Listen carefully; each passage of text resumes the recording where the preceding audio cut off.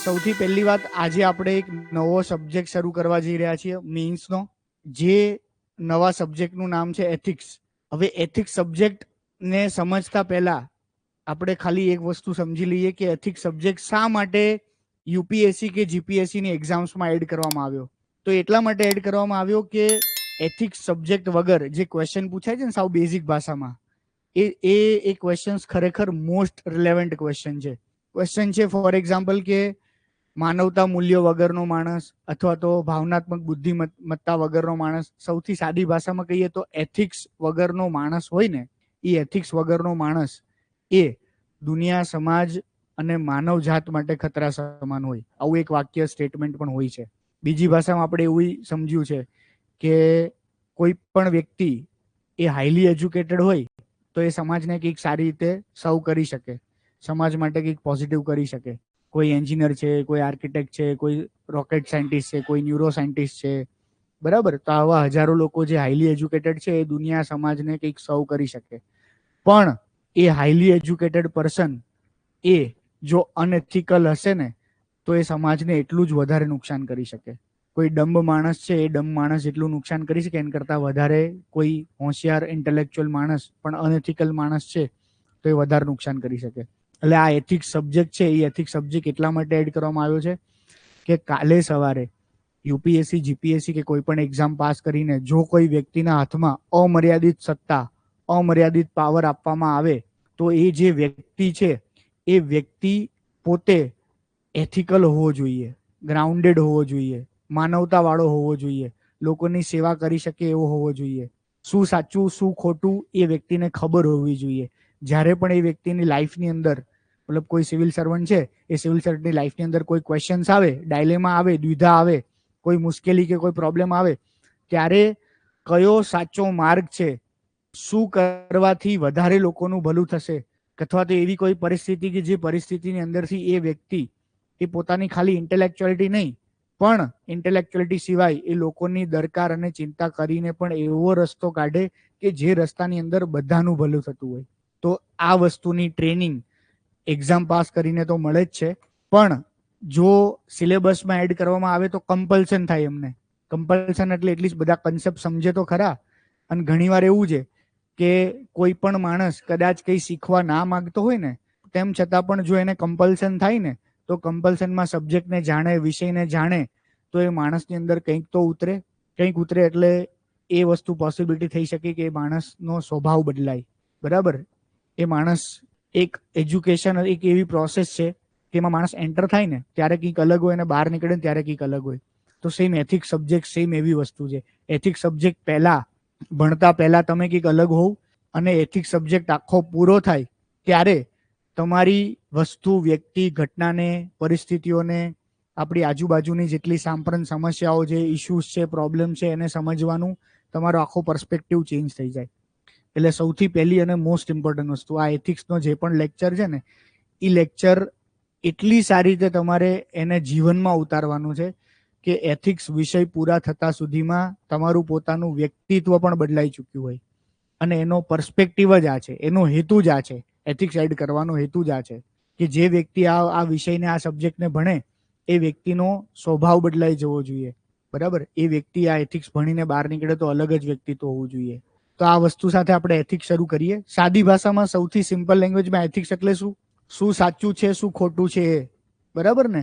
માણસે શું કરવું જોઈએ, શું ના કરવું જોઈએ એ. આવું પ્રકારનું કોઈ એક સાયન્સ, આવું પ્રકારનું કોઈ એક શાસ્ત્ર, આવું પ્રકારનું કોઈ એક ગાઈડન્સ જ્યાંથી મળે એને કહેવાય નીતિશાસ્ત્ર.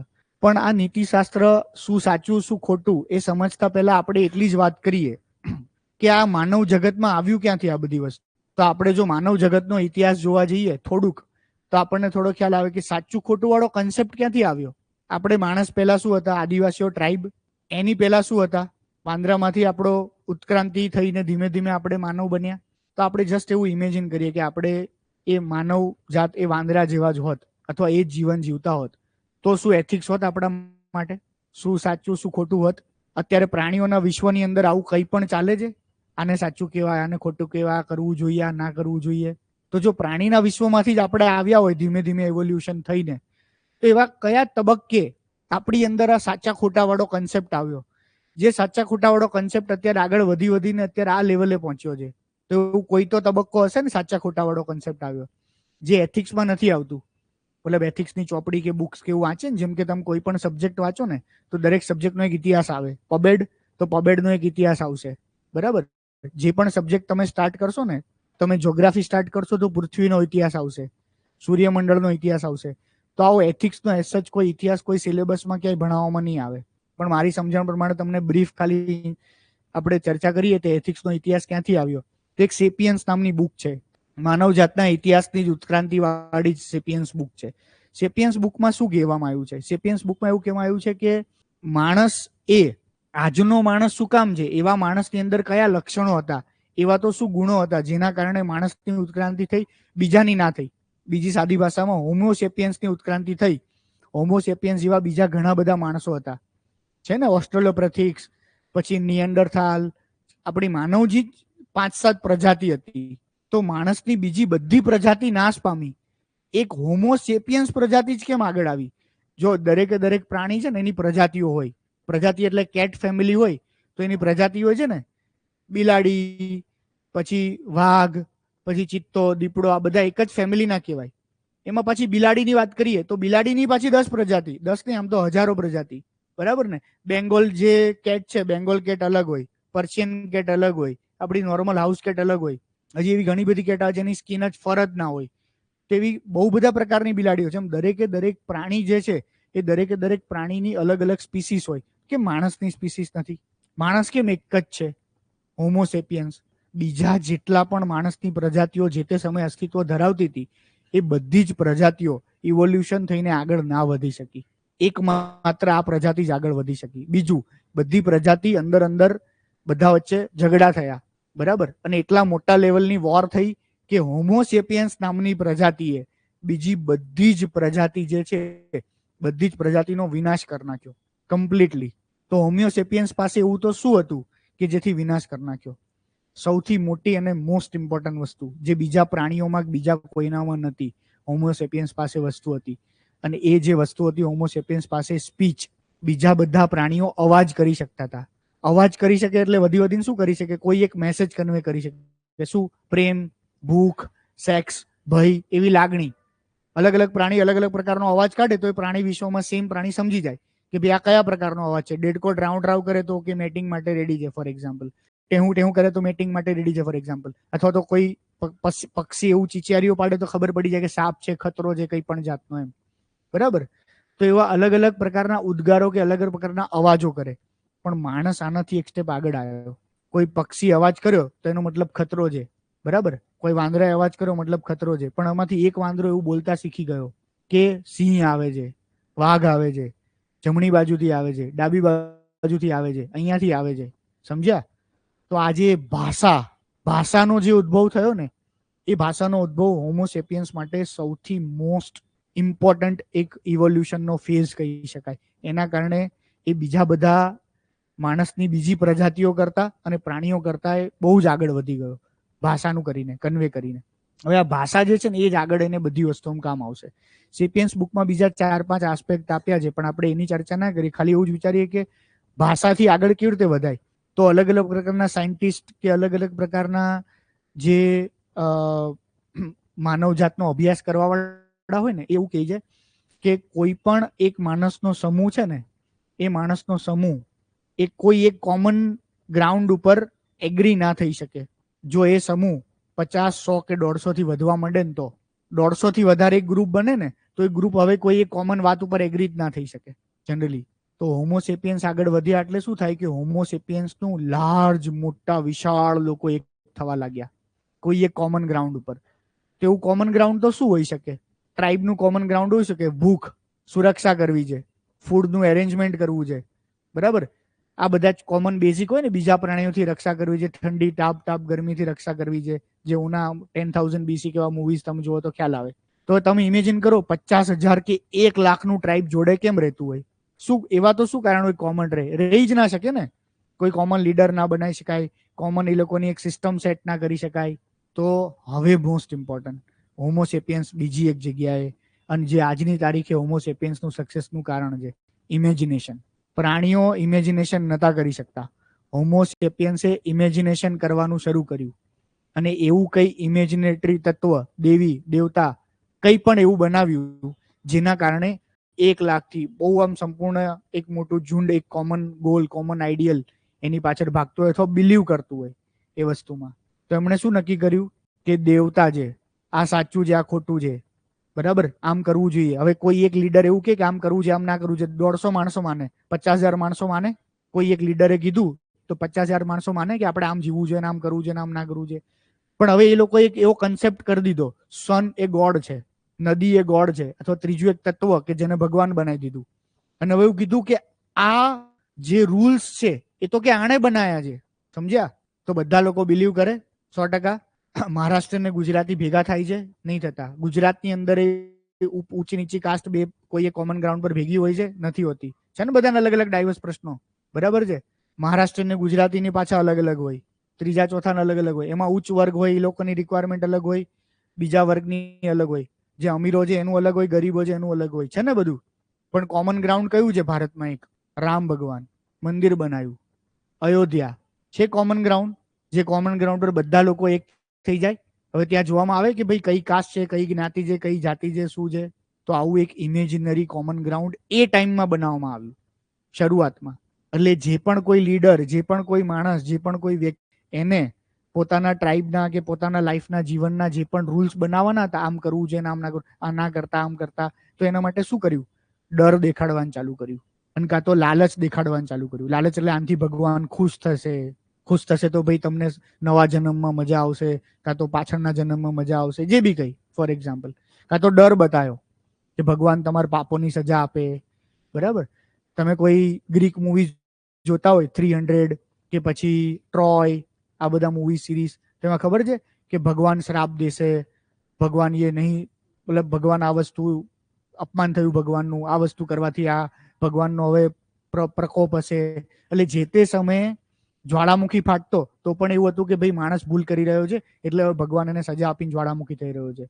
દરિયાની અંદર તોફાન આવ્યું, કોઈ વહાણમાં જતા હોય ને બધા સૈનિકો ઝઘડવા માટે, બીજી જગ્યાએ વોર માટે હુમલો કરવા, તો એની અંદર જો દરિયામાં બહુ તોફાન આવે તો કે ભાઈ આપણે કંઈક ભૂલ કરી છે, બરાબર? એટલે ફરી પાછું જે દરિયાનો ભગવાન છે એને મનાવવો પડે.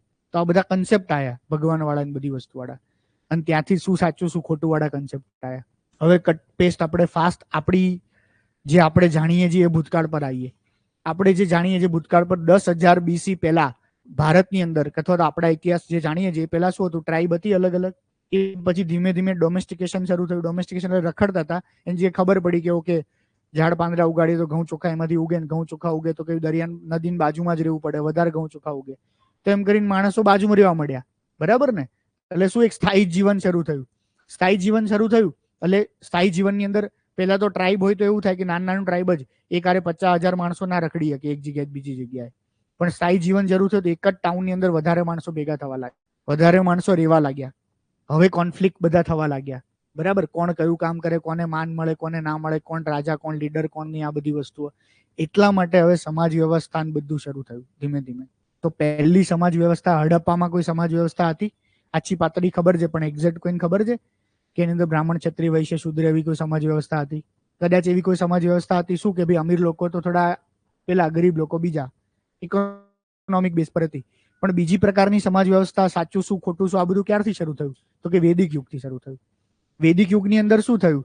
તો કે બ્રાહ્મણ જે છે એ બ્રાહ્મણે એવું નક્કી કર્યું કે ભાઈ રૂલ્સ બનાવવાનું, તો કે ભગવાને અમને કીધું છે એમ, તો કે અમે રૂલ્સ બનાવીશું, કેમ કરવાનું કેમ નહીં. તો એને કેવા રૂલ્સ બનાવ્યા? પોતાનો ફાયદો થાય એવા જ રૂલ્સ બનાવ્યા, ઓબ્વિયસલી. શું રૂલ્સ બનાવ્યા? તો અમે તો કે દ્વિજ કહેવાઈએ, અમે તો કે આવા કહેવાઈએ, અમે તેવા કહેવાય, એમ કરીને પોતાનું એક મહત્વનું ઇમ્પોર્ટન્સ સાબિત કર્યું. એને આખી સમાજ વ્યવસ્થામાં સૌથી ટોપ પર મૂકી દીધા, બરાબર? બીજા લેવલ પર ટોપ પર મૂક્યા કોને? ક્ષત્રિય. કેમ? એને ટોપ પર ના મૂકી તો મારી નાખે હમણાં કાલ સવારે. સુરક્ષા માટે, બધી વસ્તુ માટે એની જરૂર છે ને. જે બળ્યો હોય એને કોણ દુશ્મન બનાવે? તો ક્ષત્રિય એટલે એક એવા લોકો જે બળ્યા હતા, તો એને પછી થોડું માન સન્માન આપીને બીજા નંબરે રાખ્યા. ત્રીજા કોણ? વેપાર, જેન પાસે પૈસા હોય એને ત્રીજા નંબર રાખ્યા. બીજા જેનું કામ નતું એ લોકોને કીધું તમે તો શુદ્ર કહેવાઓ, ફોર એક્ઝામ્પલ, તો એ લોકોને નીચે રાખ્યા. હવે રૂલ્સ બનાવવાનું શરૂ કર્યું, ભગવાનને શું ગમે, ભગવાનને શું ના ગમે, બરાબર? આ બધી વસ્તુનું રૂલ્સ. હવે એ લોકોએ નક્કી કર્યું કે ભાઈ સુરા અને મદિરા આ બધું પાન નહીં કરવાનું, બરાબર ને? પણ હવે એ લોકોની ઈચ્છા થઈ જાય તો કે મારે સુરા મદિરાનું પાન કરવું છે તો કે હવન કરવાના ને હવન દરમિયાન તમે 9 દિવસ સુરા મદિરાનું પાન કરી શકો. કોણ કરી શકે? તો કે જજમાન જે બેઠો હોય હવન કરાવડાવાળો, તો બધા વચ્ચે એને દારૂ પીવાનું મોજ કરીને. જસ્ટ એક્ઝામ્પલ આપું, પણ બધા રૂલ્સ બનાય. બીજું, એન્શિયન્ટ ટાઈમની અંદર તમને એવું ખબર છે, જૂના ઋષિ મુનિઓ છે, તો ઋષિ મુનિઓની વાઇફ કોણ હતી? ક્ષત્રિય. કોણ હોય? રાજકુંવરી. નાઝો મેં પલી ફૂલો મેં ખીલી, એવી જ હોય ને. રાજાના મહેલમાં કોણ હોય? તો મોટા મોટા ઋષિ મુનિ કોની જોડે મેરેજ કરે? રાજકુંવરી જોડે. પોતાની જે પુત્રી છે એની માટે શું એક્સપેક્ટ કરે? જંગલમાં રખડવાનું? એ ક્યાં લગ્ન કરે? રાજા જોડે. બરાબર? આ તમે જોજો, હજારો આવા ઇતિહાસ છે. અને જૂના પુરાણોમાં કે વેદોમાં લખેલું છે, ક્ષત્રિયના લગ્ન બ્રાહ્મણ જોડે થાય, બ્રાહ્મણના લગ્ન ક્ષત્રિય જોડે થાય, ઋષિ મુનિના લગ્ન વીઝાવીઝ. તો આવા તો હજારો રૂલ્સ, હજારો નિયમ, સાચું શું ખોટું શું, આ બધી વસ્તુ એન્શિયન્ટ ટાઈમથી એક સિલેક્ટેડ વર્ગવાળા લોકોએ દુનિયાને કહેવાનું શરૂ કર્યું કે આમ કરવું જોઈએ, આમ ના કરવું જોઈએ, આ બધી વસ્તુઓ. અને એના બેઝ ઉપરથી ધીમે ધીમે ધીમે ધીમે ધીમે અત્યારે આ એથિક્સનું કોઈ એક સ્વરૂપ આવે છે. પણ પછી મોડર્ન ટાઈમ્સની અંદર એથિક્સ બદલાઈ ગયું. મોડર્ન ટાઈમ્સની અંદર પછી એથિક્સને અલગ અલગ કન્સેપ્ટ, પણ આ એથિક્સની બેઝિક પૂર્વધારણા. એટલે આ બધી જ વસ્તુમાં સૌથી સિમ્પલ ભાષામાં કહીએ તો એથિક્સ એ કેમ માણસ, આપણે ભગવાનની જો વાત કરીએ ને, બરાબર, તો એથિક્સ કોઈએ આપ્યા નથી. એથિક્સ આપણે પોતે જાતે બનાવ્યા છે. તો કોણે બનાવ્યા છે? તો અલગ અલગ સંસ્કૃતિ, અલગ અલગ સમાજે એથિક્સ બનાવ્યા છે. ગ્રીકના એથિક્સ અલગ હશે, ચાઇનીઝ એથિક્સ અલગ હશે, જેપનીઝ એથિક્સ અલગ હશે, ancient Japanese, Chinese, Greek ethics અલગ હશે ને અત્યારના એથિક્સ અલગ હશે. દરેક તો એથિક્સ માટે તમારું પહેલું વસ્તુ આ મગજમાં, એથિક્સ એ સેક્રોસેન્ટ કે યુનિવર્સલ ક્યારેય ના હોય. ઇમ્પોસિબલ છે. શું સાચું શું ખોટું એ યુનિવર્સલ હોઈ જ ના શકે. બરાબર ને? તો એ તો સમાજ ઉપર ડિપેન્ડ કરે, એ તો દેશ ઉપર ડિપેન્ડ કરે, એ તો ઘણી બધી હજારો વસ્તુઓ ઉપર ડિપેન્ડ કરે. હજી આપણે આગળ જતા એવું જોઈશું કે શું સાચું શું ખોટું એ તો સમય, સંજોગો, પરિસ્થિતિ ઉપર ડિપેન્ડ કરે. બરાબર? એન્શિયન્ટ ટાઈમમાં સાચું ખોટું જે હતું અત્યારે સાચું ખોટું ના હોય, અને અત્યારે જે સાચું ખોટું છે એ આજથી માંડીને 50 વર્ષે સાચું ખોટું ના હોય. કેમ? સમાજ બદલી રહ્યો છે, માણસ બદલાઈ રહ્યો છે. બરાબર? બધી જ વસ્તુ બદલાઈ રહી છે. આપણા મમ્મી પપ્પાના સમયે કંઈક સાચું ખોટું હશે, આપણા સમયે નથી. એનથી 100-150 વર્ષ પહેલા હજી કંઈક સાચું ખોટું હશે. માણસે આ કરવું જોઈએ, ના કરવું જોઈએ, એવા કન્સેપ્ટ હશે. ઓકે, તો સૌથી પહેલા એથિક્સ માટે તમારે આજે આટલી વાત કરી, મતલબ એવો થયો કે એથિક્સ માટે તમારા મગજના બધા દરવાજા અને પાટિયા ખોલી નાખવા પડશે. બરાબર છે? પેલું 3 ડોટ્સ વાળું તમને ખબર છે ને? ક્યાં છે પેન? બોર્ડમાં જ છે. લોહી ચુંબક વાળી છે. જોરદાર કહેવાય. આ સામાન્ય કોમન એક્ઝામ્પલ પૂછે છે, ખબર છે ને? 9 ડોટ છે, 4 સળંગ લાઈન દોરવાની, અને 9 ડોટ જે છે એ 9 ડોટ આવી જવા જોઈએ, પેન ઉપાડવાનું નહીં. તો 4 સળંગ લાઈન અહીંથી શરૂ કરું, 1 2 3 4, તોય એક રહી ગયું. ઉદાહરણ તરીકે અહીંથી કરું, 1 2 3 4, તોય આ 2 રહી ગયા. સમજ્યા ને? કોઈ પણ રીતે કરો, 9 ક્યારેય 4 સળંગ લાઈનમાં પૂરા ના થાય. તો કેવી રીતે પૂરા થાય? તો આવી રીતે પૂરા થાય, 1 2 3 અને 4 થયા પૂરા. તો આ થિયરી કે આ પઝલ શું કહેવા માંગે છે કે જ્યારે તમને કીધું કે આ 9 ડોટ સમાવેશ થઈ જવો જોઈએ, 4 લાઈન દોરન, ત્યારે એવું થોડું મેં કીધું હતું કે આ બોક્સથી બહાર નહીં નીકળવાનું. સમજ્યા ને? બોક્સ તમે તમારા મગજમાં બનાવ્યું હતું. રૂલ્સ દરમિયાન કે સોલ્યુશન દરમિયાન તો આપણે કીધું જ નતું આ બોક્સથી બહાર નહીં નીકળવાનું. આપણે પોતે મગજમાં એક ઇમેજિનરી બોક્સ બનાવ્યું. એથિક્સ ભણતી વખતે આ એક સૌથી મોટી વસ્તુ. કોઈ પણ કન્સેપ્ટ, કોઈ પણ થિયરી, કોઈ પણ ટોપિક હું બોલું અથવા તો ચોપડીમાં વાંચો, ગમે તે જગ્યાએ આવે, તમારે તમારા મગજની અંદર કોઈ પણ પ્રકારનું બોક્સ નહીં બનાવવાનું. બોક્સ બની જ ના શકે. કોઈ પૂર્વધારણા, કોઈ વસ્તુ સનાતન સત્ય સાચી માની જ નહીં લેવાની. બરાબર છે? એટલે બુદ્ધે જે કીધું ને, બુદ્ધ ભગવાનને કોઈ એવું પૂછ્યું હતું એમ કે ભાઈ એનલાઇટમેન્ટ માણસ મેળવે તો કેવી રીતે મેળવી શકાય? તો કે એનલાઇટમેન્ટ મેળવવાનો સૌથી પહેલો જ રસ્તો એવો છે કે તમે શંકા કરો. તમને જે પણ વસ્તુ કહેવામાં આવે છે એની ઉપર શંકા કરો. તમને એવું કહેવામાં આવે છે કે આ 4 વેદો, 4 વર્ણ વ્યવસ્થા છે, એની ઉપર શંકા કરો. કોણે બનાવીને? શું કામ છે? તમને એવું કહેવામાં આવે છે કે આમ કરો ને આમ ના કરો, તો એની ઉપર શંકા કરો. શું કામ? કોણે કીધું? આ ક્યાંથી આવ્યું?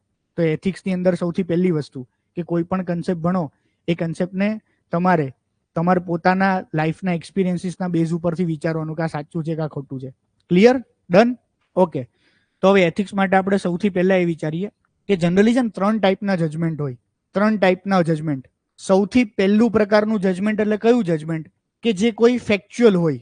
ફેક્ચ્યુઅલ એટલે સનાતન સત્ય જ છે. સૂર્ય ગોળ હોય, સૂર્ય પૂર્વ સાઈડથી ઉગે, બરાબર છે? અથવા તેવા સનાતન સત્ય અને ફેક્ચ્યુઅલ વસ્તુઓ. હવે કોઈ પણ વસ્તુ જો સનાતન સત્ય અને ફેક્ચ્યુઅલ છે તો એ સાચી છે કે ખોટી છે એવું આપણે કહી શકીએ કે આ વાક્ય સાચું છે કે આ વાક્ય ખોટું છે, બરાબર. પણ આપણે એવું કહી શકીએ કે આ નૈતિક છે કે અનૈતિક છે. સૂર્ય ગોળ છે, એ નૈતિક છે કે અનૈતિક છે? પૃથ્વી ગોળ છે, આ નૈતિક કહેવાય કે અનૈતિક કહેવાય? આ તો સવાલ ના થઈ શકે ને. ક્લિયર? તો સૌથી પહેલી વસ્તુ, જે સનાતન સત્ય અને ફેક્ચ્યુઅલ થિંગ્સ છે એને આપણે નૈતિકતા અનૈતિકતાના સેન્સમાં ના લઈ શકીએ. સાયન્સ છે, મેથ્સ છે, બરાબર, એવા કેટલાય સબ્જેક્ટ છે કે જે સબ્જેક્ટ ફેક્ચ્યુઅલ વસ્તુ પર આધાર રાખે છે, એમાં ક્યાંય નૈતિકતા અનૈતિકતા ના આવે. બીજું, એસ્થેટિક જજમેન્ટ. હવે ઘણી વસ્તુઓ સબ્જેક્ટિવ છે, બરાબર, એસ્થેટિક છે, તો એવી વસ્તુઓને પણ સાચું ખોટું આપણે ના કહી શકીએ. જેમ કે કલર ના કન્સેપ્ટ જેટલા પણ છે કે મને કાળો કલર ગમે તમને લાલ કલર ગમે, તો શું મને કાળો કલર ગમે એ નૈતિક કહેવાય કે અનૈતિક કહેવાય? તો ભાઈ કોઈ પણ માણસને ગમે તે કલર ગમે. ખ્યાલ આવ્યો? કોઈ પણ વ્યક્તિની જે એસ્થેટિક ચોઇસ છે, બ્યુટી, ટેસ્ટ, કલર, સેન્સ્યુઆલિટી, મને ગળ્યું ભાવે, આ નૈતિક છે કે અનૈતિક છે? એટલે ભાઈ મને ગળ્યું ભાવે છે. ખ્યાલ આવ્યો? આ બીજું. ત્રીજી મોસ્ટ ઇમ્પોર્ટન્ટ વસ્તુ આમાં નહીં થતું હોય, ઝૂમ થાય છે? Okay done. તો જે ત્રીજી વસ્તુ છે મોરલ જજમેન્ટ છે, એના વિશે આપણે અભ્યાસ કરીશું.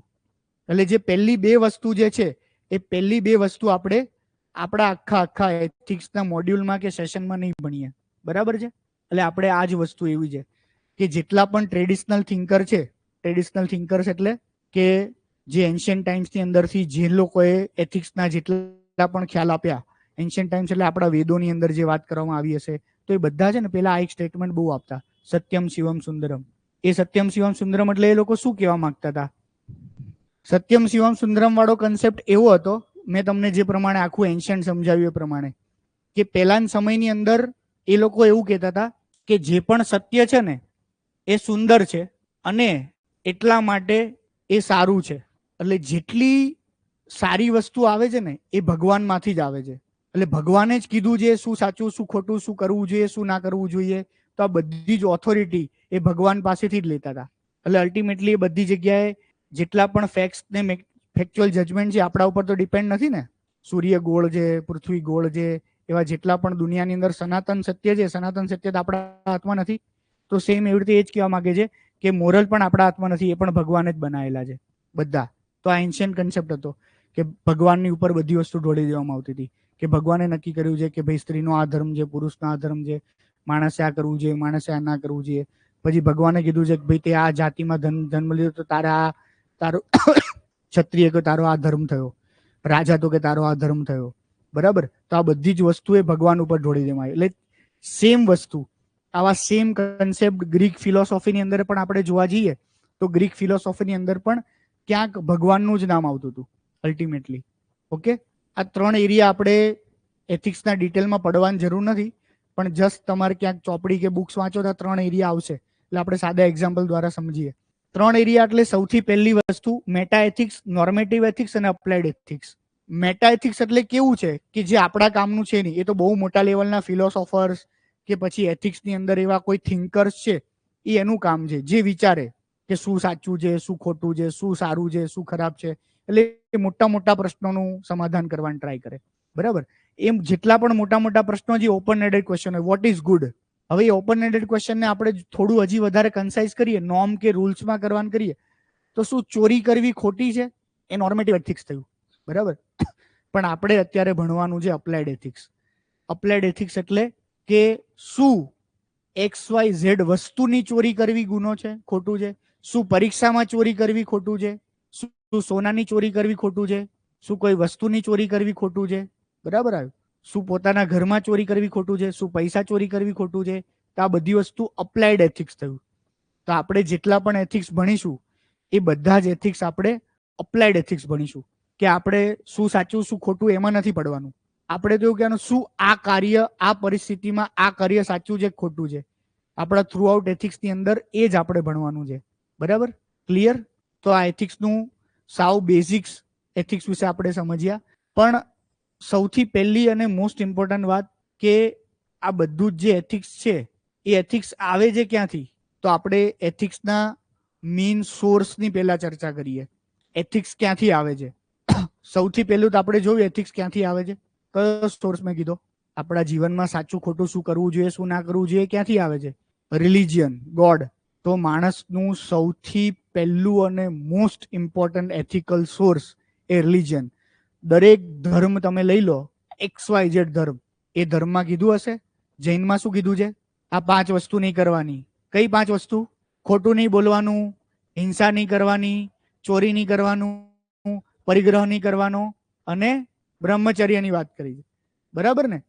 સેમ એવી રીતે બુદ્ધિઝમ, જૈનિઝમ, ક્રિશ્ચિયાનિટી, હિન્દુઇઝમ, જેટલા પણ ધર્મ હશે બધા જ ધર્મની અંદર સૌથી પહેલી વસ્તુ આ જ કહેવામાં આવી છે, શું કરવું, શું ના કરવું, શું સાચું છે, શું ખોટું છે. એટલે આપણા માટે મોસ્ટ ઇમ્પોર્ટન્ટ સોર્સ, સૌથી પહેલો સોર્સ હોય તો એ રિલિજિયન છે. બરાબર? તો જો રિલિજિયનને આપણે ગમે ત્યારે કોઈ પણ મુદ્દા પર ક્રિટિસાઇઝ કરીએ ને, તે પહેલા સૌથી મોટું એ વિચારવાનું, જો આ દુનિયાની અંદર ધર્મ ના હોત ને તો માણસને કોઈ ડર પણ ના હોત. જસ્ટ ઇમેજિન કરીને જુઓ, મોટા ભાગના લોકો એ ક્યાંક ભગવાનના નામે, ક્યાંક ધર્મના નામે ખોટું કરતા અટકે છે.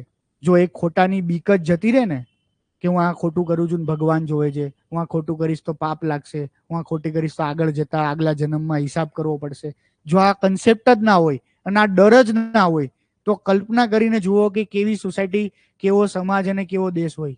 તો રિલિજનનું એક most important part, most important factor છે, એ માણસને એથિકલ બનાવે છે. તો આ કદાચ સવાલ પૂછાય, સવાલ ના પૂછાય તો બી આ કન્સેપ્ટ તમારે યાદ રાખવાનો છે કે રિલિજન માણસને એથિકલ બનાવે છે.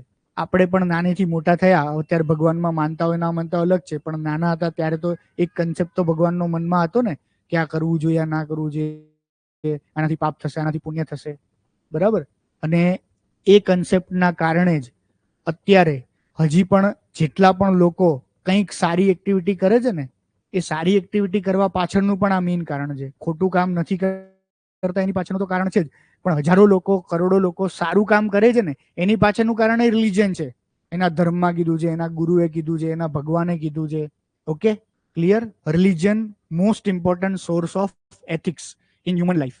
ઓકે, બીજો કયો મોસ્ટ ઇમ્પોર્ટન્ટ સોર્સ એથિક્સનો? સાચું ખોટું, સારું ખરાબ માણસ વિચારે છે, માણસ કરે છે, ગુડ, સમાજ તો છે, પણ બીજો મોસ્ટ ઇમ્પોર્ટન્ટ હોય તો કાયદો. કાયદો આપણને શીખવાડે છે કે આ ખોટું છે ના સાચું છે, આ કરવું જોઈએ ના કરવું જોઈએ. છે ને કાયદો? ખૂન ના કરવું જોઈએ. બરાબર? એવા હજારો કાયદાઓ છે કે જે માણસને કંઈક ખોટું કરતા અટકાવે છે. માણસને કંઈક ખોટું કરતા અટકાવે છે. એટલે કાયદો એક ફ્લેગ બિયરર તરીકે, એક રેડ લાઇટ તરીકે કામ કરે છે કે આટલું આટલું તો ના કરવું જોઈએ, નકર આટલે આટલી ગુના થાય. તો એ દરેક સમાજ વ્યવસ્થાની અંદર કંઈક ને કંઈક કાયદાઓ છે. એ કાયદાઓ જ્યારે ઇંગ્લિશ કાયદાઓ રિસેન્ટલી બન્યા 16મી સદીથી, એ પહેલા કાયદાઓ હતા ને? મુગલ યુગની અંદર કાયદાઓ હોય કે પછી મૌર્ય કે બીજા રાજા મહારાજા હોય ને અલગ, કે આ ગુનાની હાથ કાપવાની સજા, નાક કાપવાની સજા, કાન કાપવાની સજા, કારાવાસની સજા, તડીપાર કરવાની સજા, પેલી સજા હતા ને, કોઈ પણ પ્રકારની સજા, કાયદાઓ હતા. કાયદાઓના કારણે માણસ મોરલ રહી છે, માણસ એથિકલ રહી છે. જો બીજું સેમ મેં કીધું રિલિજન ને ભગવાન ના હોત તો પણ આ દુનિયાની અંદર કેટલી ખરાબ વસ્તુઓ, કેટલી ખરાબીઓ તે ખ્યાલ. સેમ ઇમેજિન કરો કે કાયદા વગરનું કોઈ પણ દેશ છે, કાયદા વગરનો સમાજ છે, કાયદા વગરની દુનિયા છે, તો સેમ એવી જ સિચ્યુએશન હોત, કોઈને કશી જ વસ્તુનો ડર ના રહેત. તો બીજું મોસ્ટ, આ બે મોસ્ટ ઇમ્પોર્ટન્ટ સોર્સ થયા. બીજા ઘણા બધા સોર્સ છે, પણ આ બે સોર્સ મોસ્ટ ઇમ્પોર્ટન્ટ થયા. ક્લિયર? પણ જે બીજો સોર્સ છે અથવા પહેલો સોર્સ છે, બંને સોર્સ માટે હંમેશા વસ્તુ યાદ રાખવાની કે કાયદો એ માણસને નૈતિકતા શીખવાડે છે, પણ કાયદો અને નૈતિકતા બંને એક નથી. કાયદો અને નૈતિકતા એક નથી. કેમ? ઘણી બધી વસ્તુઓ ગેરકાયદેસર છે, ઘણી બધી વસ્તુઓ ગેરકાયદેસર છે, પણ એનો મતલબ એવો નહીં કે અનૈતિક છે. કોણ સમજાવશે આ વાત એક્ઝામ્પલ સાથે? ઘણી બધી વસ્તુઓ કે કાર્યો એ ગેરકાયદેસર છે, પણ જરૂરી નથી કે અનૈતિક પણ હોય. ક્લિયર? આ થોડોક ડિફિકલ્ટ હતો, પણ સૌથી સાદી ભાષામાં કે સરકારે કોઈ વસ્તુનો નિયમ બનાવ્યો હોય, ધેટ મીન્સ એ ગેરકાયદેસર થયું એ વસ્તુ. બરાબર? ઉદાહરણ તરીકે ભારતની અંદર 377 છે, IPC 377, સેમ સેક્સ રિલેશન્સ ના હોવા જોઈએ. ઓકે, તો એ વસ્તુ ગેરકાયદેસર છે, પણ જરૂરી નથી કે અનૈતિક હોય. નૈતિકતાના ધોરણે જોવા જઈએ તો કોઈ પણ વ્યક્તિને બીજા કોઈ પણ વ્યક્તિને પસંદ કરવાનો અધિકાર છે, પોતાનું જીવન કોઈ પણ વ્યક્તિ જોડે જીવવાનો અધિકાર છે. તો સરકારે જેટલી જેટલી વસ્તુઓને ગેરકાયદેસર કરી છે એ અનૈતિક હોય એવું જરૂરી જ નથી. સાઉદી અરેબિયાની અંદર મહિલા ગાડી ચલાવે તો ગુનો પેલું થાય, તો એ સરકાર માટે અથવા સાઉદી અરેબિયા માટે શું થયું? ગેરકાયદેસર. તો શું મહિલાને ગાડી ચલાવવું અનૈતિક છે? સમજ્યા? તો જે લીગાલિટી છે એ તો રૂલ પોઝિશન કહે છે. રૂલ પોઝિશન મોટા ભાગે મહદ અંશે એ નૈતિકતા સાથે સંકળાયેલું હોય, પણ જરૂરી નથી કે જે વસ્તુ લીગલ છે એ વસ્તુ નૈતિક. પણ હવે હું ઊંધું કહું છું, અમુક વસ્તુ લીગલ છે પણ એવું જરૂર નહીં કે અનૈતિક એ નૈતિક જ હોય. લીગલ છે મતલબ એના માટે કોઈ ગુનો નથી. એવી કઈ વસ્તુ છે જેના માટે ગુનો નથી પણ એ અનૈતિક કહેવાય? અનૈતિક તો ના કહેવાય. ના ના, મોસ્ટ ઇમ્પોર્ટન્ટ વસ્તુ ખોટું બોલવું, એનો કોઈ ગુનો છે? કઈ કલમ લાગુ પડે? કશી જ નહીં. ખોટું બોલવું એ ગેરકાયદેસર જેવું તો કઈ છે નહીં, લીગલનો કોઈ પ્રશ્ન જ નથી ને એમાં, તો પણ અનૈતિક છે. ક્લિયર? તો જો આપણે સાદી ભાષામાં વેન ડાયાગ્રામ દોરવાનું ટ્રાય કરીએ ને તો આવો વેન ડાયાગ્રામ બને. આ લીગલ કહેવાય, આ મોરલ કહેવાય. તો ઘણી એવી વસ્તુઓ છે કે જે કોમન છે, પણ એ સિવાય બીજી કેટલી એવી વસ્તુઓ છે કે જે લીગલમાં આવે પણ મોરલમાં ના આવે, મોરલમાં આવે પણ લીગલમાં ના આવે. સમજાય ને મેં તમને એક્ઝામ્પલ દ્વારા? ઓકે, એમણે જે વાત કરી એ પણ મોસ્ટ ઇમ્પોર્ટન્ટ વાત છે, એ આગળ આપણે આવશે. કે કોઈ પણ વસ્તુ કાર્ય, જેમ કે ખૂન કરવું એ ખોટું જ છે, પણ તેમ છતાં એ વસ્તુ, વ્યક્તિ, પરિસ્થિતિ, હજારો વસ્તુઓ પર બીજી સર્ટેન ફેક્ટર્સ હોય જેના પર ડિપેન્ડ કરે. બરાબર? પણ આ મોટી વાત થઈ. સેમ ધર્મની અંદર જેટલી પણ વસ્તુ કીધી છે એ જરૂરી નથી કે એ બધી જ વસ્તુઓ આપણે નૈતિકતાના ધોરણે આપણે એને ફોલો કરી શકીએ. ધર્મની અંદર મહિલાઓ વિશે ઘણી બધી વસ્તુ કીધી છે હિન્દુ ધર્મમાં, છે ને? ઓકે, પણ એને નૈતિક આપણે એવું ના કહી શકીએ કે નૈતિક જ છે. ક્લિયર? સમજી ગયા ને? તો રિલિજન અને લો આ બંને નૈતિકતાના મોસ્ટ ઇમ્પોર્ટન્ટ સોર્સ છે, પણ એ સંપૂર્ણપણે નૈતિકતા નથી. આ એક મોસ્ટ ઇમ્પોર્ટન્ટ વસ્તુ તમારા મગજમાં યાદ રાખવાની. ઓકે, ચલો, બીજા સોર્સ કયા કે જે માણસને શીખવાડે શું કરવું જોઈએ, શું ના કરવું જોઈએ, શું સાચું છે, શું ખોટું છે, શું સત્ય છે, શું અસત્ય છે? શિક્ષણ, એજ્યુકેશન શીખવાડે ને. એજ્યુકેશન અંદર હવે શિક્ષણમાં બુક્સ પણ આવી ગઈ. બરાબર? હવે એની અંદર ધર્મગુરુઓ, ફિલોસોફર એ સોસાયટીનો એક ભાગ છે. સમાજ, તો સમાજની અંદર જેમ કે જૈન સમાજ, તો જૈન સમાજ પોતાના જેટલા પણ ફોલોઅર્સ છે એ ફોલોઅર્સને શીખવાડે છે. જૈનનો સમાજ કે અહિંસા ના કરવી જોઈએ, આ ખાવું જોઈએ, આ ના ખાવું જોઈએ, બધી વસ્તુ એના જૈન ધર્મમાં તો છે જ. ધર્મ સિવાય સમાજ જ એ વસ્તુનું પાલન કરે છે, જેના કારણે સમાજ પણ શીખવાડે છે. હવે સમાજ બે રીતે શીખવાડે. આ બીજી એક વસ્તુ યાદ રાખો, સમાજ નૈતિકતા બે રીતે શીખવાડે. એક પ્રોત્સાહન આપીને, બીજું સજા આપીને. જેમ કે ખાપ પંચાયતે પોતાની નૈતિકતામાં એવું નક્કી કર્યું કે છોકરીએ જીન્સ ના પહેરવાનું, છોકરીએ મોબાઈલ નહીં રાખવાનો, છોકરીએ બીજી કાસ્ટમાં મેરેજ નહીં કરવાના. બરાબર? અને કોઈ છોકરી એવું કરે છે તો ખાપ પંચાયત શું કરશે? એનો વરઘોડો કાઢશે. સાચી ખોટી રીતે વરઘોડો એટલે ખોટી રીતે, બરાબર? હેરાન કરવા. એના મા બાપને કાઢી મૂકશે ગામમાંથી, કરશે ને. હવે એના કારણે શું થશે? બીજી છોકરીઓ કે બીજો પરિવાર આવું નહીં કરે. ખ્યાલ આવ્યો ને? સામાજિક બહિષ્કાર. તો સમાજ નૈતિકતાનો મેસેજ આપવા માટે સામાજિક બહિષ્કાર કરશે, અથવા તો સમાજ શું કરશે? પ્રોત્સાહન આપશે. પ્રોત્સાહન કેવી રીતે આપે? ઉદાહરણ તરીકે સમાજમાં કોઈએ કંઈક અચીવમેન્ટ કર્યું તો સમાજ એની વાહવા કરે, સમાજ એને હીરો બનાવે, તો બીજા બધા લોકોને ખબર પડે કે મારે આવું કરવું જોઈએ. સમાજ સર્ટેન થિંગ્સને પ્રોત્સાહન પણ આપે છે ને. ઓકે, તો આ બીજી એક વસ્તુ મેં આગલા અમુક લેક્ચર્સની અંદર આ વસ્તુ કીધી છે. આપણા સમાજની અંદર કંઈક વસ્તુ જો અનૈતિક બહુ જ કોમન છે અને સમાજને કોઈ પ્રોબ્લેમ નથી, સમાજમાં મોસ્ટ પ્રિવિલેન્ટ છે ને, એનો મતલબ સમાજ એને પ્રોત્સાહન આપે છે. કાં તો સમાજ એનો વિરોધ નથી કરતું. કરપ્શન મેં તમને મોસ્ટ કોમન એક્ઝામ્પલ આપ્યું. સમાજમાં આટલું વાઇડ સ્પ્રેડ કરપ્શન કેમ છે? કોઈ કરપ્ટ વ્યક્તિ હોય તો સમાજ એનો બહિષ્કાર કરે છે? જો બહિષ્કાર કરવાનું શરૂ કર્યું હોત પહેલેથી તો કોઈ વ્યક્તિ કરપ્શન કરે જ નહીં. બરાબર કે નહીં? પણ અત્યારે ઓછું થઈ ગયું, પણ જસ્ટ ઇમેજિન કરો પહેલાના સમયમાં કાસ્ટની બહાર મેરેજ કરે તો એ છોકરીને લાંછન લાગે, એના ઘરના લાંછન લાગે, ફોર એક્ઝામ્પલ. તો અત્યાર સુધી સમાજમાં એ બધી વસ્તુ રિસ્ટ્રિક્ટેડ હતી ને, કારણ કે સમાજ એ ઘર, એ પરિવાર કે એ વ્યક્તિનો બહિષ્કાર કરતું હતું. તો કેમ એવી ખોટી વસ્તુમાં સમાજ બહિષ્કાર નહીં કરતું? ડાવરીમાં સમાજે બહિષ્કાર કરવાનું શરૂ કરી દીધું હોત એ ફેમિલીને, તો અત્યારે ડાવરી જેવો પ્રશ્ન જ ના હોત. પણ બધાને ખબર છે કે બધા ડાવરી લે છે, તો એ ઘર, એ પરિવાર, એ વ્યક્તિ જોડે નોર્મલ જ સંબંધો ચાલુ હોય બધાના. તો સમાજ જ્યારે આ એથિક્સ સાચું શું ખોટું શું શીખવાડવાની જે આ બે રીત છે ને, કાં તો બહિષ્કાર કાં તો પ્રોત્સાહન, એમાં ક્યાંક કાચી પડે, સમાજ કાચો પડે, ત્યારે એ સમાજની અંદર આ બધા દુર્ગુણો હોય. સમાજ લવ મેરેજને એક્સેપ્ટ નહીં કરતું, બહિષ્કાર કરે જેવું કરે છે. એટલા માટે આપણા સમાજમાં એ પ્રોબ્લેમ છે. વેસ્ટર્ન સોસાયટીમાં એ પ્રોબ્લેમ નથી.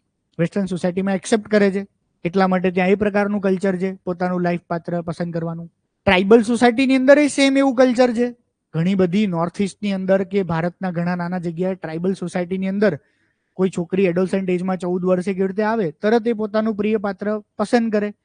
સમાજ એક્સેપ્ટ, ઉલટાનું પ્રોત્સાહન આપે, ગોતી લો, ડાન્સ કરો એકબીજા જોડે, જે સારો ડાન્સ કરે 2 જણા જોડી જામી જાય, આગળ વધી જાઓ.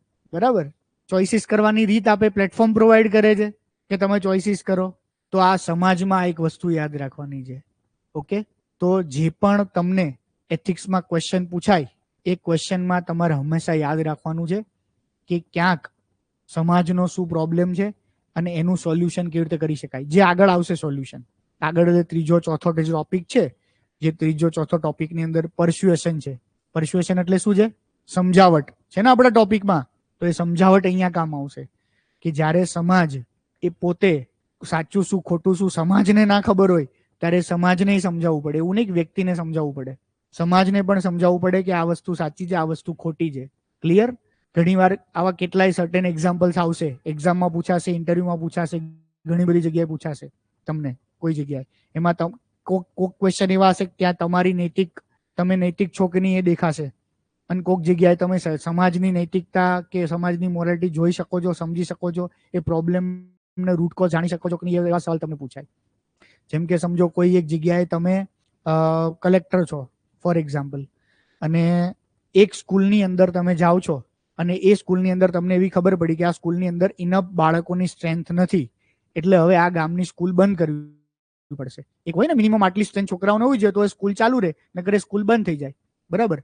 અને જો એ ગામની સ્કૂલ બંધ થઈ જશે તો જે થોડાક છોકરાઓ ભણવા માંગે છે એ લોકો ભણી નહીં શકે, અને બીજું ગામ તો બહુ દૂર છે, બીજી સ્કૂલ તો બહુ દૂર છે, અને ખાસ કરીને છોકરીઓ તો ત્યાં જઈ જ નહીં શકે. તો તમે કારણ જાણ્યું કે આ સ્કૂલની સ્ટ્રેન્થ કેમ ઓછી છે, તો તમને ખબર પડી કે ભાઈ આ સ્કૂલની અંદર, આ ગામની અંદર જેટલા પણ સવર્ણવાળા લોકો હતા એ બધાએ પોતાના છોકરાઓને લઈ લીધા. કેમ લઈ લીધા? સ્કૂલમાંથી ઉપાડી લીધા કે એ સ્કૂલમાં મિડ ડે મિલ્સમાં એક લોઅર કાસ્ટ વાળો માણસ મિડ ડે મિલ બનાવે છે. આ સંજોગોમાં હવે તમે શું કરશો? ખ્યાલ આવ્યો? તો આ પરિસ્થિતિમાં તમને ખબર છે કે જે સમાજ કે સોસાયટીનો જે સ્ટેન્ડ છે એ ખોટો છે. બરાબર. તો ત્યારે તમારે એવો સ્ટેન્ડ લેવો. આ તો મેં તમને બહુ ક્લિયર કટ ક્વેશ્ચન કહી દીધો, પણ કદાચ યુપીએસસીમાં લાંબો આને એક કેસ સ્ટડી બનાવે તો કેસ સ્ટડીમાં બંને પાસા હોય અને તમને એવું થાય કે આ બંને પાસામાંથી મારે કયું પાસું સિલેક્ટ કરવું. ક્લિયર? તો આપણે 3 વાત કરી: રિલિજન, લો, સોસાયટી. ચોથું એજ્યુકેશન. બરાબર ને? તો એજ્યુકેશનની અંદર એજ્યુકેશન ઇન્સ્ટિટ્યૂટ્સ પણ આવી ગયા. બરાબર. જે પણ આપણો કરિક્યુલમ છે એ કરિક્યુલમ પણ શું સાચું શું ખોટું એમ માણસને શીખવાડે. નાના બાળક હોય એના મગજમાં ત્યારથી જે પાઠ ભણાવે. એટલા માટે જ્યારે હિટલર કે બીજા કોઈ વ્યક્તિ, ફાર્સિસ્ટ કેમ કહેવાય, એ લોકો શું કરે? આવનારી પેઢી કે જનરેશનનું જ બ્રેઇન વોશ કરે. આવનારી પેઢી જનરેશનને ખબર જ નહીં શું સાચું શું ખોટું. બરાબર. તો સ્કૂલમાંથી જ એને બધું શીખવાડે કે આ સાચું છે ને આ ખોટું છે, કાં તો એટલી જ ઇન્ફોર્મેશન એની પાસે આપે. તો એ હિટલર કે બધા તો કરે જ છે. એ સિવાય જસ્ટ બીજું એક વસ્તુ તમને ખ્યાલ હશે કે 1950 થી મતલબ 1750 ની આસપાસથી ઇન્ડસ્ટ્રીયલ રિવોલ્યુશન થયું.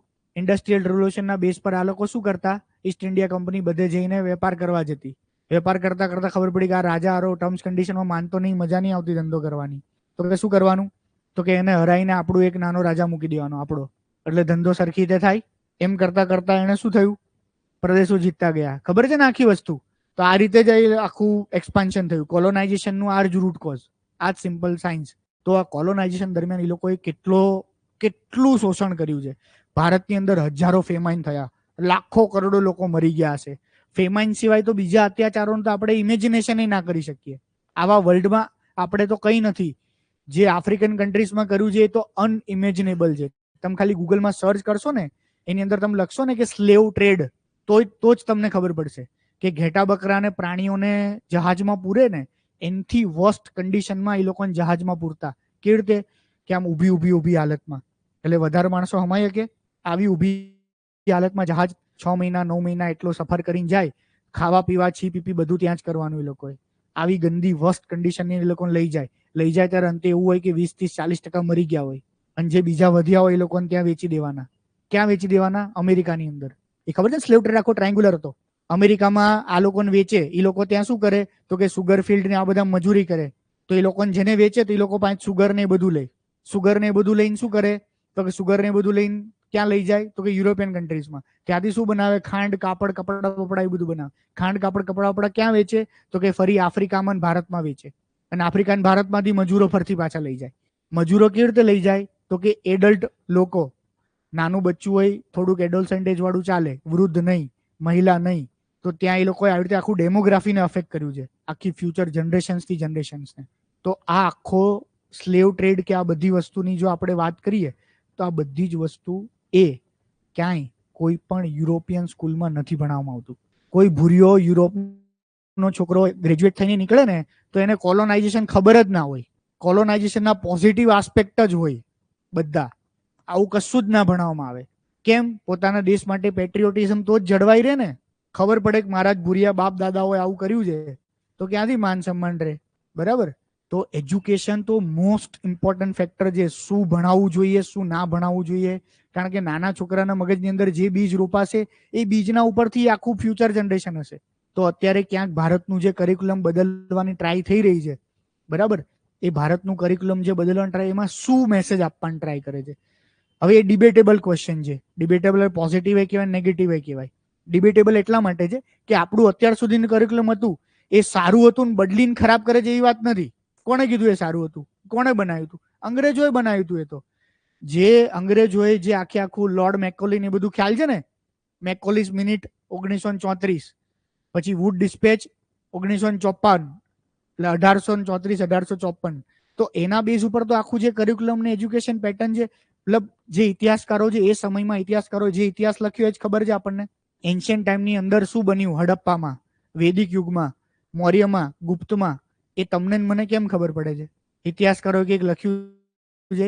ઇતિહાસકારોને કેમ ખબર પડી? કે આ જન્મ લેવા ગયા હતા તો સપના આવતા હતા, સિક્કા ને બધું, તો એ તો એનું ઇન્ટરપ્રિટેશન થયું ને.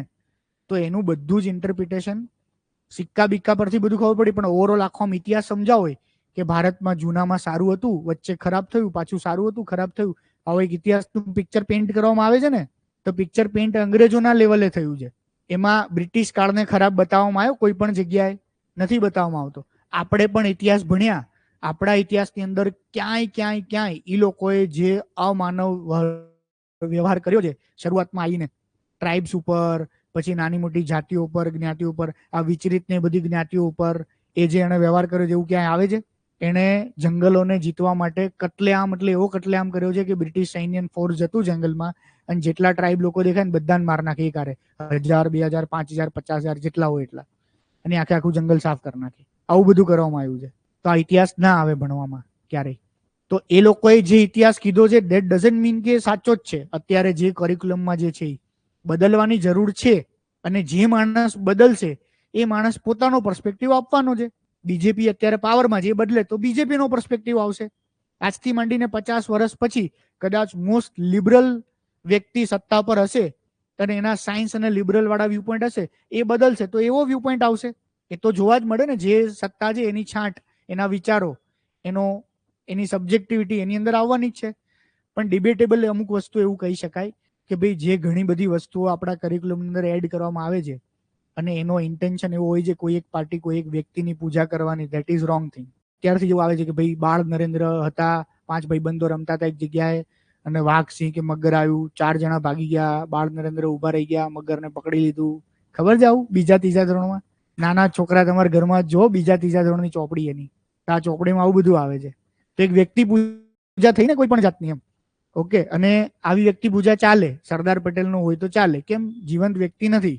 આઈડિયલી એક પેલું પ્રોફેશનલિઝમ અથવા તો એક કટસી એવું કે ભાઈ જીવંત વ્યક્તિની વ્યક્તિ પૂજા ના થવી જોઈએ જનરલી. એટલા માટે આપણે કલ્ચરમાં એવું છે ને, મરી જાય પછી પૂજા થાય.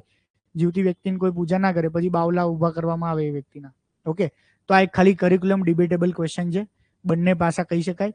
પણ કરિક્યુલમ એ મોસ્ટ ઇમ્પોર્ટન્ટ ફેક્ટર છે. એ એટલો ઇમ્પોર્ટન્ટ ફેક્ટર છે કે એ આખા દેશ, ફ્યુચર જનરેશન, એ બધાને ઇમ્પોર્ટન્ટ ઇમ્પેક્ટ કરી શકે એમની માનસિકતા ઉપર. હિટલરે પણ એ જ કામ કરેલું હતું, બરાબર. આખા બ્રિટિશરોએ પણ સેમ એ જ કામ કર્યું. અહીંયા નહીં, આખા વર્લ્ડમાં જઈને જ્યાં જ્યાં હતા તો એ લોકોએ ડિસાઈડ કર્યું કે એજ્યુકેશન ઉપર ઇમ્પેક્ટ કરવાની છે. એટલે એ લોકોએ પોતાની એજ્યુકેશન સિસ્ટમ બધા જ દેશની બદલી નાખી. એવી એજ્યુકેશન સિસ્ટમ કરી. એને વ્હાઇટ મેન્સ બર્ડન કહેતા. વ્હાઇટ મેન્સ બર્ડન એટલે શું? તો કે જે ભૂરિયા લોકો છે ને, એ યુરોપિયન કન્ટ્રી સિવાય આખા વર્લ્ડની અંદર જેટલા લોકો છે એ બધા કેવા છે? તો કે અમાનવીય છે, અનકલ્ચર્ડ છે, અનગઢ લોકો છે, આદિવાસી લોકો છે. તો કે અમારા વ્હાઇટ મેન, અમારું એક બર્ડન છે અમારી ઉપર, ભાર, કે અમારે આ લોકોને સિવિલાઇઝ કરવાના, કલ્ચર કરવાના, અમારે આ લોકોને આગળ લાવવાના. તો એ કન્સેપ્ટ ત્યાં ચાલે છે, વ્હાઇટ મેન્સ બર્ડન. ત્યાંની સ્કૂલ કોલેજો મતલબ નાનપણથી કે આપણે કોઈ કેમ કોલોનાઇઝ કર્યું? તો કે એ લોકોને શિક્ષિત કરવા, એ લોકોને કલ્ચર્ડ કરવા, બરાબર. તો એ વ્હાઇટ મેન્સ બર્ડન વાળો કન્સેપ્ટ છે ત્યાં આખો. તો બીજું સોસાયટી, ફેમિલી એમાંથી આવે, જે આપણે વાત કરી, બરાબર. ફેમિલીની અંદરથી ખાસ કરીને આવે શું સાચું શું ખોટું. કારણ કે પેરેન્ટ્સ અને મધર ફાધરના જે એથિક્સ હશે, માતા પિતાની જે નૈતિકતા હશે, માતા પિતાના સાચું ખોટુંના જે કન્સેપ્ટ હશે, ઓબ્વિયસલી એ બાળકની અંદર આવવાના. આનું તો એક્સપ્લેનેશન નહીં, તમને બધાએ જોયું જ હોય, ખબર જ હોય, બરાબર. ઘર પરિવારનો માહોલ આ બધી વસ્તુ ખાસ અસર કરે. થિંકર્સ, ફિલોસોફર્સ, બુક્સ, આ બધી વસ્તુ પણ નૈતિકતામાં અસર કરે. પણ મેં તમને જે શરૂઆતમાં કીધું, આ 5-7 ફેક્ટર મોસ્ટ ઇમ્પોર્ટન્ટ ફેક્ટર કે જે કોઈ પણ વ્યક્તિની નૈતિકતા ઘડે, બરાબર. નૈતિકતાની અંદર મોસ્ટ ઇમ્પોર્ટન્ટ ફેક્ટર્સ હોય. ઓકે, હા બોલો. યસ, ટેકનોલોજી, સોશિયલ મીડિયા પણ ઇમ્પેક્ટ કરે છે નૈતિકતાની અંદર, શું સાચું શું ખોટું. પણ એ નૈતિકતા કરતા આપણે એની અંદર એવું કહી શકીએ કે પર્સપેક્ટિવ માણસનો બિલ્ડઅપ કરે છે. હવે આ 3 વસ્તુ મોસ્ટ ઇમ્પોર્ટન્ટ, કે કોઈ પણ વસ્તુ મતલબ કોઈ પણ કાર્ય જે છે ને, એ કોઈ પણ કાર્યને તમે નૈતિક કે અનૈતિક ની એરણ ઉપર કે ત્રાજવા ઉપર લો, એ પેલા આ 3 પ્રી કન્ડિશન છે. આ 3 પ્રી કન્ડિશન જોવાની. પહેલી પ્રી કન્ડિશન શું? શું ફ્રી વિલ હતી? શું નોલેજ હતું? શું વોલેન્ટરી એક્શન હતું? બરાબર. નોલેજ એટલે ઈસુ ભગવાને શું કીધું છે છેલ્લે મળતા મળતા? છેલ્લા શબ્દો શું હતા ઈસુ ભગવાનના? કેમ? યસ, કે આ જે લોકોએ ખિલ્લા માર્યા, જે લોકો એને મૃત્યુનું કારણ હતા, તો એવું કહે છે કે હે ઈશ્વર, આને માફ કરી દેજે, આ લોકોને ખબર નથી આ શું કરે છે. એટલા માટે કે આપણા કન્સેપ્ટ રિલિજિયસમાં એવું કીધું, અજાણતા થયેલું પાપ એને પાપ ના કહેવાય. તો નોલેજ એક મોસ્ટ ઇમ્પોર્ટન્ટ ફેક્ટર છે. નોલેજ કેવી રીતે મોસ્ટ ઇમ્પોર્ટન્ટ ફેક્ટર છે? કે એક એક્ઝામ્પલ આપણે લઈએ સાદી ભાષામાં, કે ભાઈ આ આઈફોન છે, બરાબર. મારી વાઈફને ગુસ્સો આવ્યો, આઈફોન ફેંકી દીધો, તો એ સાચું કહેવાય ખોટું કહેવાય? નૈતિક કે અનૈતિક? ખોટું કાર્ય કર્યું ને, કે ભાઈ ફોન ના ફેંકવો જોઈએ, પણ એને ખબર હતી કે આનો ફોન આને ગમે છે, ફોન 2 દિવસ બંધ હશે તો આ હેરાન થઈ જશે એમ. પણ જસ્ટ મારું 6 મહિનાનો બાળક છે, એ મારું 6 મહિનાનું બાળકે ફોન ઉપરથી નીચે ફેંકી દીધો, તૂટી ગયો. હવે એ નૈતિક કહેવાય કે અનૈતિક કહેવાય? નૈતિક અનૈતિક ડિસાઇડ જ ના કરી શકાય. કેમ? એને નોલેજ નહોતું, મારી વાઈફને નોલેજ હતું. ખ્યાલ આવ્યો? સિમ્પલ. તો કોઈ પણ કાર્ય જે છે, એ કાર્ય વિશે નોલેજ, એ કાર્યના અંતે શું રિઝલ્ટ કે ફળ મળવાનું છે એનું નોલેજ હોય, તેમ છતાંય કોઈ વ્યક્તિ એ કાર્ય કરે, હવે આપણે એને નૈતિક અનૈતિક કરી શકાય. પણ નોલેજ જ નથી, અજાણતા થયેલું છે, બરાબર. તો એવી વસ્તુને આપણે નૈતિકતાના ધોરણ ઉપર ના લઈ શકાય. ખ્યાલ આવ્યો? તો જે દશરથે કર્યું હતું એને શું કહેવાય? અનૈતિક ના કહી શકાય. નૈતિક અનૈતિક નક્કી જ ના. દશરથે શું કર્યું હતું? શ્રવણને માર નાખ્યો હતો ને. એને એવું લાગ્યું હતું કે હાથી છે કે બીજું પ્રાણી છે કે ત્રીજું કંઈક વસ્તુ છે. તો એને અજાણતા, નોલેજ નહોતું એને દશરથને. તો એટલા માટે તમે જે જૂના જેટલા પણ પેલા વાંચશો ને, રામાયણ, મહાભારત કે બીજી જેટલી આપણી પુરાણોની સ્ટોરીઓ, એ સ્ટોરીની અંદર જે કોઈ એક સારા પાત્ર દ્વારા, પોઝિટિવ પાત્ર દ્વારા જે પણ ગુના બતાવશે ને, એ ગુના તમે જોજો, એ ગુના એવા બતાવશે કે અજાણતા થયેલા છે. આપણા હિન્દી પિક્ચરોની અંદર પણ તમે જોજો કે ક્યાંક કોઈથી કંઈક હીરોથી કે કોઈથી ભૂલ થઈ ગઈ હોય ને તો અજાણતા ભૂલ થયેલી બતાવે મોટે ભાગે. ઓકે, તો એ વસ્તુ આપણા કાયદામાં કન્સિડર કરવામાં આવે છે. આપણા કાયદાની અંદર પણ એ જોવામાં આવે છે કે આ જે ગુનો કર્યો છે, જે પણ કોઈ વ્યક્તિએ, એ ગુનો જાણી જોઈને સમજી વિચારીને કર્યો છે કે પછી એ ગુનો અજાણતા થયો છે એનાથી. ઓકે, બીજું ફ્રી વિલ. ફ્રી વિલ એટલે શું? ફ્રી વિલ એટલે એ જે વ્યક્તિ છે, એ વ્યક્તિની પોતાની સમજણ હોવી જોઈએ કે હું આ શું કરવું જોઈએ, સાચું છે ખોટું, એને ખબર જ ના હોય, એવી કોઈ સમજણ જ ના હોય જો એ વ્યક્તિની, ફ્રી વિલ જ ના હોય તો પણ એને ના કરી શકાય. જેમ કે થોડા વર્ષ પહેલા, આ ફોટો એનો જ છે, થોડા વર્ષ પહેલા એક મેન્ટલી રિટાર્ડેડ માણસ એ દિલ્હીના ઝૂમાં એ નીચે વાઘના પાંજરામાં પડી ગયા. તો હવે એને સાચું કર્યું ખોટું કર્યું? એને સમજણ જ નથી એવી સાચા કે ખોટાની, સારા કે ખરાબની. બરાબર? તો જે વ્યક્તિને એ સાચા ખોટા કે સારા ખરાબની સમજણ જ ના હોય, બરાબર, તો એ વ્યક્તિને આપણે એમાં ના લઈ શકીએ. ક્લિયર? ત્રીજું most important, voluntary action. Voluntary action એટલે જે માણસે જે કાર્ય કર્યું છે ને એ કાર્ય એને પોતે પોતાની ઈચ્છા શક્તિથી કર્યું હોવું છે, નહીં કોઈના દાબ દબાણની અંદર. પોતાની પાસે ફ્રી વિલ, ઈચ્છા શક્તિ, દાબ દબાણ એવું બધું હોય અને એને કોઈ કાર્ય કર્યું તો આપણે એને ફરથી એથિકલ જજમેન્ટ્સ પર ના લઈ શકીએ. ઓકે? જેમ કે ફોર એક્ઝામ્પલ, કોઈ જગ્યાએ માણસ જઈ રહ્યો છે અને એની ઉપર અચાનક કોઈ ગનથી આમ હુમલો કરે છે અને એની પાસે કોઈ ચોઈસ જ નથી, બરાબર, અને અચાનક ઇમ્પ્રોમ્પ્ટ રિએક્શનની અંદર કંઈક એક્શન કરે છે અને એના લીધે સામેવાળા માણસનું મૃત્યુ થઈ જાય છે. એનું વોલન્ટરી એક્શન નહોતું, એને તો કોઈ એક્શનનું અચાનક રિએક્શન આપ્યું અને એના કારણે કંઈક કાર્ય થયું છે. બરાબર? એટલા માટે પેલાને છોડી દીધો. કોને? અક્ષય કુમારને. પેલા પિક્ચરમાં. કયું પિક્ચર? રુસ્તમ પિક્ચરમાં. ખબર છે સ્ટોરી કોઈને? કેમ છોડી દીધો અક્ષય કુમારને? કોણ સમજાવશે? ચલો ક્વિક. અંતે શું જજમેન્ટ, શેના બેઝ ઉપર પેલા જે 9 જ્યુરી મેમ્બર છે એ 9 જ્યુરી મેમ્બરે શું કીધું? એને પ્રૂવ જ એવું કરી દીધું કે ભાઈ પેલાએ મારા પર હુમલો કર્યો હતો અને મેં સેલ્ફ ડિફેન્સમાં એની ઉપર 3 ગોળી ચલાવી એટલે એ મરી ગયો. બરાબર? તો સેલ્ફ ડિફેન્સ થયું. સેલ્ફ ડિફેન્સના કેસની અંદર એ માણસ જે છે એનું વોલેન્ટરી એક્શન ના હોય, એ તો ઇનવોલ્ટરીલી ઇમ્પ્રોમ્પ્ટ એને કરી દીધું કોઈ વસ્તુ. બરાબર? તો આ 3 વસ્તુ મોસ્ટ ઇમ્પોર્ટન્ટ છે. જેમ કે આ બધા તમે જો ફિયર અને વાયોલન્સની અંદર, તો મેં એક્ઝામ્પલ આપ્યું, કોઈ આપણને મારવા કે લૂંટ કરવાની ટ્રાય કરે છે અને એ આપણે સેલ્ફ ડિફેન્સની અંદર કોઈ એક્શન કરી દીધું અચાનક ફિયરમાં, આપણને ખબર નથી, બરાબર, તો પછી એ વસ્તુને આપણે નૈતિકતાના ધોરણે ના લઈ શકીએ. સાચું ખોટું શું છે? ઇગ્નોરન્સ. ઇગ્નોરન્સ એટલે આપણે જે વાત કરી, નોલેજ જ નથી એ વસ્તુનું. બરાબર? ખ્યાલ જ નથી કે ભાઈ આ રૂલ્સ છે, આ કાયદો છે, આનાથી આ થાય, આનાથી તે થાય. ત્રીજું પેશન. પેશન એટલે સેમ કે ભાઈ કોઈ બે વ્યક્તિ, હસબન્ડ અને વાઈફ, કોઈ વાઈફને કમ્પ્રોમાઇઝ પોઝિશનમાં બીજા સાથે જોવે અને પેશનની અંદર એ સામેવાળા માણસને મારી નાખે, ફોર એક્ઝામ્પલ ઇમ્પ્રોમ્પ્ટ, તો એ પેશન થયું. પણ પેશનની અંદર પાછું એવું જોવામાં આવે, નોલેજની અંદર કે આ બધી વસ્તુની અંદર એવું જોવામાં આવે કે શું એવું હતું કે એ માણસે જાણી જોઈને કોઈ ફેક્ટ કે એને ઇગ્નોર કરીને પછી એ ગુનો કર્યો? બરાબર? પેશનની અંદર એ જોવામાં આવે કે શું એ માણસ એ એક્સાઇટેડ થયો હતો અથવા તો એ પેશન વાળા સ્ટેટમાં હતો તો એ શેના લીધે હતો? ડ્રગ્સ કોઈ આપ્યો અને ગુનો કર્યો અલગ વાત થઈ, જાતે ડ્રગ્સ લીધું ને ગુનો કર્યો અલગ વાત થઈ. બરાબર? તો એ પેશન વાળા સ્ટેટની અંદર એ પોતે ગયો હતો, એની પોતાની જ એક્શન હતી. હવે એનું રિઝલ્ટ જે મળે તો એનો જ ગુનો કહી શકાય. ઓકે? કોઈ એવી કન્ડિશન, સિઝોફ્રેનિયા હોય કે પછી મેન્ટલી કોઈ ગાંડો માણસ હોય, એનું કોઈ એક્શનના કારણે એને સજા ના મળે. બરાબર? એટલા માટે પેલો છૂટી ગયો, પેલા ભાવજીન છોકરો, પેલા અક્ષય કુમાર વાળા પિક્ચરમાં રાવડી રાઠોડમાં. રાવડી રાઠોડની અંદર ઓલો કયો ગુંડાન છોકરો છૂટી ગયો? બાપજી. બાપજીન છોકરો છૂટી ગયો. ખબર છે શું થયું હતું? બાપજીન છોકરાએ ગુનો કર્યો હતો, પકડી લીધો. પછી એને શું પ્રૂવ કર્યો? કે બાપજી તો ગાંડો છે, બેન છોકરો ગાંડો છે. ઓકે? ક્લિયર? તો એટલા માટે આપણે જૂના મૂવીઝમાં પણ આપણે જોયું હશે અને આજની તારીખે એ વસ્તુ લાગુ પડે છે. આજની તારીખે એકાદ બે મારા સર્વિસના એક્ઝામ્પલ્સ મેં જોયા હોય. મારો એક ફ્રેન્ડ IRS છે, કસ્ટમ્સમાં એની એરપોર્ટ પર ડ્યુટી હતી. હવે કોઈ એક માણસે દુબઈમાંથી ગોલ્ડ મંગાવ્યું. હવે નાનું મોટું ગોલ્ડ નહીં, એણે આખો જોરદાર ભયંકર લેવલનો પ્લાન કર્યો હશે. એરપોર્ટ એટલે એર કાર્ગો, વિમાન એવા આવે કે આખા વિમાનમાં બધી વસ્તુઓ જ ભરી હોય, એને એર કાર્ગો કહેવાય, ફોર એક્ઝામ્પલ, એમ વસ્તુઓ જ. તો એ એર કાર્ગોની અંદર એણે કોઈ મશીનનું ટૂલ મંગાવ્યું. જે પણ મશીનનું ટૂલ મંગાવ્યું એ મશીનનું ટૂલની ઉપર ખાલી એલ્યુમિનિયમ કે જે બી ઉપર જ હતું, આખા ટૂલની અંદર કમ્પ્લીટ લાંબો ગોલ્ડ બાર. જસ્ટ ઇમેજિન કરો કેવડો મોટો ગોલ્ડ બાર હશે. એમ કદાચ 500 કિલો 600 કિલોનો ગોલ્ડ બાર હશે. 500-600 કિલોનો ગોલ્ડ બાર સ્મગલ કરવો એટલે લોકો ખાલી નાના નાના બિસ્કિટ લઈને આવે તોય 10-20 હજારના રેટનો ફરક પડતો હોય છે.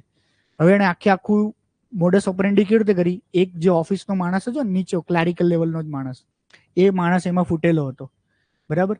અને એક ઓફિસર જે હતો એ ઓફિસરની ગાડી એને વાપરી, એટલે ઓફિસરનો ડ્રાઈવર, આ માણસ, આ 2 જણા ફૂટેલા હતા. હવે એને કર્યું કેવી રીતે? તો કે રાત્રે એર કાર્ગોમાં આવી વસ્તુ, એર કાર્ગોમાં વસ્તુ આવી એટલે મારો જે ફ્રેન્ડ છે ને એને ક્યાંકથી માહિતી મળી ગઈ કે આવું કંઈક એર કાર્ગોમાં આવે છે. તો એ માણસ તરત રાત્રે ત્યાં ગયો અને કમ્પ્લીટ ઇન્વેસ્ટિગેશન કર્યું તો એને કશું જ ના મળ્યું, કંઈ જ એટલે કંઈ જ ના મળ્યું. એ ઉલટાનો એ સમય ગયો હતો અને એને બધા પ્રૂફ બધા મળ્યા. પ્રૂફ એટલે કેવા પ્રૂફ કે ભાઈ જે ટૂલ કે મશીન આવવાનું હતું એના ડાયમેન્શન આટલાથી આટલા હતા, પણ અહીંયા ડાયમેન્શન અલગ હતા થોડાક. જે મશીનનું ડિસ્ક્રિપ્શન આપ્યું હતું એ મશીનનું વેટ અલગ થોડું બીજું હતું, અને જે એર કાર્ગોમાં વજન કરે ને ત્યાંથી મૂકે ત્યારે ત્યાંથી રિસીવ કરે ત્યારે એ વજન પાછું ઓલા મશીનના વજનથી થોડું અલગ થતું હતું. બધી વસ્તુ જ ખબર પડી કે બસ મશીન નથી આવ્યું, મશીનની જગ્યાએ બીજી કંઈક વસ્તુ આવી છે, બરાબર. અને જે મશીન હતું એ મશીન ફરી પાછું ત્યાં પડ્યું હતું. એટલે મશીન ખોલીને જોયું કે એને એવી ખબર પડી કે આની અંદર જ ગોલ્ડ હતું, પણ એ ગોલ્ડ ગયું ક્યાં? ગોલ્ડ મળ્યું જ નહીં એને. પછી બધા પ્રૂફ સાબિત થાય કે આગલા દિવસે ડ્યુટી ચાર્ટ ચેન્જ કર્યો, જે માણસ હતો એ જ ડ્યુટી ચાર્ટ પર આવ્યો. બધી જ વસ્તુ પ્રૂવ થાય, કમ્પ્લીટ 0 to 0 વસ્તુ પ્રૂવ થાય. અલ્ટિમેટલી એને ખાલી સાબિત ન થયું, એને એવી ખબર પડી કે ડ્યુટી ચાર્ટ એને બદલ્યો, એ પોતે સાહેબની ગાડી લઈને ગયો. રાત્રે જેવો વસ્તુ રિસીવ કરી ત્યારે એ ગાડી લઈને બહાર ગયો હતો. બહાર જઈને એને ક્યાંક બીજી જગ્યાએ વસ્તુ મૂકી દીધી. વસ્તુ મૂકીને પછી આખું આવું બધું આમ ખબર પડી એને કમ્પ્લીટલી, પણ હજી સુધી પકડાયું નહીં. પણ હવે પૂછપરછ માટે એને થોડો દાવ દબાણ કરે એટલે પકડાઈ જાય. તો બીજા જ અઠવાડિયે એ સિવિલ હોસ્પિટલમાં જઈને એવું સર્ટિફિકેટ લઈને આવ્યો કે મારી માનસિક સ્થિતિ ખરાબ છે. એની વાઈફને બધા એવું કહેવાનું ચાલુ કર્યું કે આ તો અમને મારે જોડે. તો એની વાઈફે પોલીસ સ્ટેશનમાં કેસ લખાવડાયો કે આ મને મારે છે, બરાબર. એટલે 16 પટ્ટા બતાવ્યા છે, બધું કમ્પ્લીટલી. આજુબાજુ વાળા એવું કહી દીધું, બધા આખા ફેમિલી વાળાએ કમ્પ્લીટલી પ્રિપેર્ડ કે આ માનસિક સ્થિતિ જ આની ખરાબ છે, કમ્પ્લીટ. હવે એ માણસને કદાચ ઇન્વેસ્ટિગેશન માટે બોલાવે તો શું સવાલ પૂછે, એ સવાલના જવાબ ખરેખર પ્રૂફ માટે લઈ શકાય કે ના લઈ શકાય, કેટલા પ્રશ્નો. તો આ વસ્તુ સિરિયસલી મેટર કરે છે. પેથોલોજીકલ કન્ડિશન કોઈ પણ વ્યક્તિની, હેબિટ કે ટેમ્પરામેન્ટ, અમુક વેલ્યુ સિસ્ટમ, બરાબર. તો આ બધી જ વસ્તુઓ એથિક્સની મેં તમને પૂર્વધારણા કરી છે. આ બધી જ એથિક્સની પૂર્વધારણાના બેઝ ઉપર હવે આપણે આગળ એથિક્સના મેઇન કોર કન્સેપ્ટ સમજવાના છે. તો પહેલો જ કોર કન્સેપ્ટ એથિક્સ અને મોરાલિટી. સૌથી પહેલો કોર કન્સેપ્ટ એથિક્સ એટલે શું? નીતિશાસ્ત્ર. મોરાલિટી એટલે શું? નૈતિકતા. તો બંનેનું તમે ટ્રાન્સલેશન જોવા જશો તો સેમ જ થયું. શું સાચું, શું ખોટું, શું સારું, શું ખરાબ, સેમ. પણ નીતિશાસ્ત્ર અને નૈતિકતામાં શું ફરક? તો નીતિશાસ્ત્ર એ લાર્જર લેવલે એક આખો વિષય છે, જેમ કે ફિઝિક્સ કન્સિડર કરો, ઓકે. અને ફિઝિક્સની અંદર એક નાનું ડિસિપ્લિન આવે, એક નાનો કોઈ ટોપિક આવે, એને આપણે જે ટોપિકનું નામ લઈએ ફિઝિક્સની અંદર, સમજો એસ્ટ્રોફિઝિક્સ લઈએ કે બીજું ફિઝિક્સ, ત્રીજું ફિઝિક્સ. એમ એથિક્સ એ મોટો સબ્જેક્ટ છે, ઓવરઓલ અમ્બ્રેલા છે. એની નીચે નૈતિકતા આવે. તો એથિક્સ એ જનરલ લાર્જર શું સાચું શું ખોટું એની વાત કરે. નૈતિકતા છે ને સાચું ખોટાની જ વાત કરે, પણ એ ઇન્ડિવિજ્યુઅલ લેવલે વધારે લાગુ પડે. નૈતિકતા સાદી ભાષામાં કહીએ તો એ માણસની હોય, કોઈ એક વ્યક્તિની હોય. અને નીતિશાસ્ત્ર એ જનરલી આખા સમાજ, આખી સોસાયટી અથવા કોઈ ઇન્સ્ટિટ્યુશનનું હોય. ઇન્સ્ટિટ્યુશન એટલે કે ભાઈ પોલીસના એથિક્સ, જ્યુડિશરીના એથિક્સ, જર્નાલિઝમના એથિક્સ.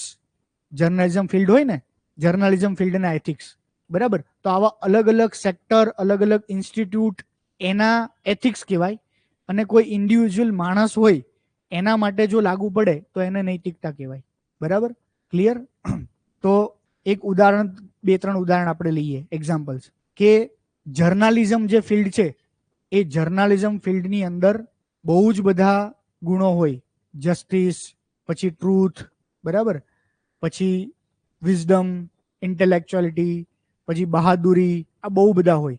પણ આ બધાની અંદર દરેક ઇન્સ્ટિટ્યૂટ કે દરેક ફિલ્ડ હોય એનું એક કોર વેલ્યુ કહી શકાય, કે જે કોર વેલ્યુ એની નૈતિકતા સેટ કરે, એની એથિક્સ સેટ કરે. તો જર્નાલિઝમની કોર વેલ્યુ શું થઈ? ટ્રુથ.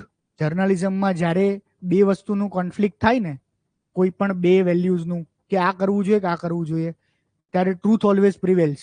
જર્નાલિઝમમાં જનરલી એવું હોવું જોઈએ, આઈડિયલી, બરાબર.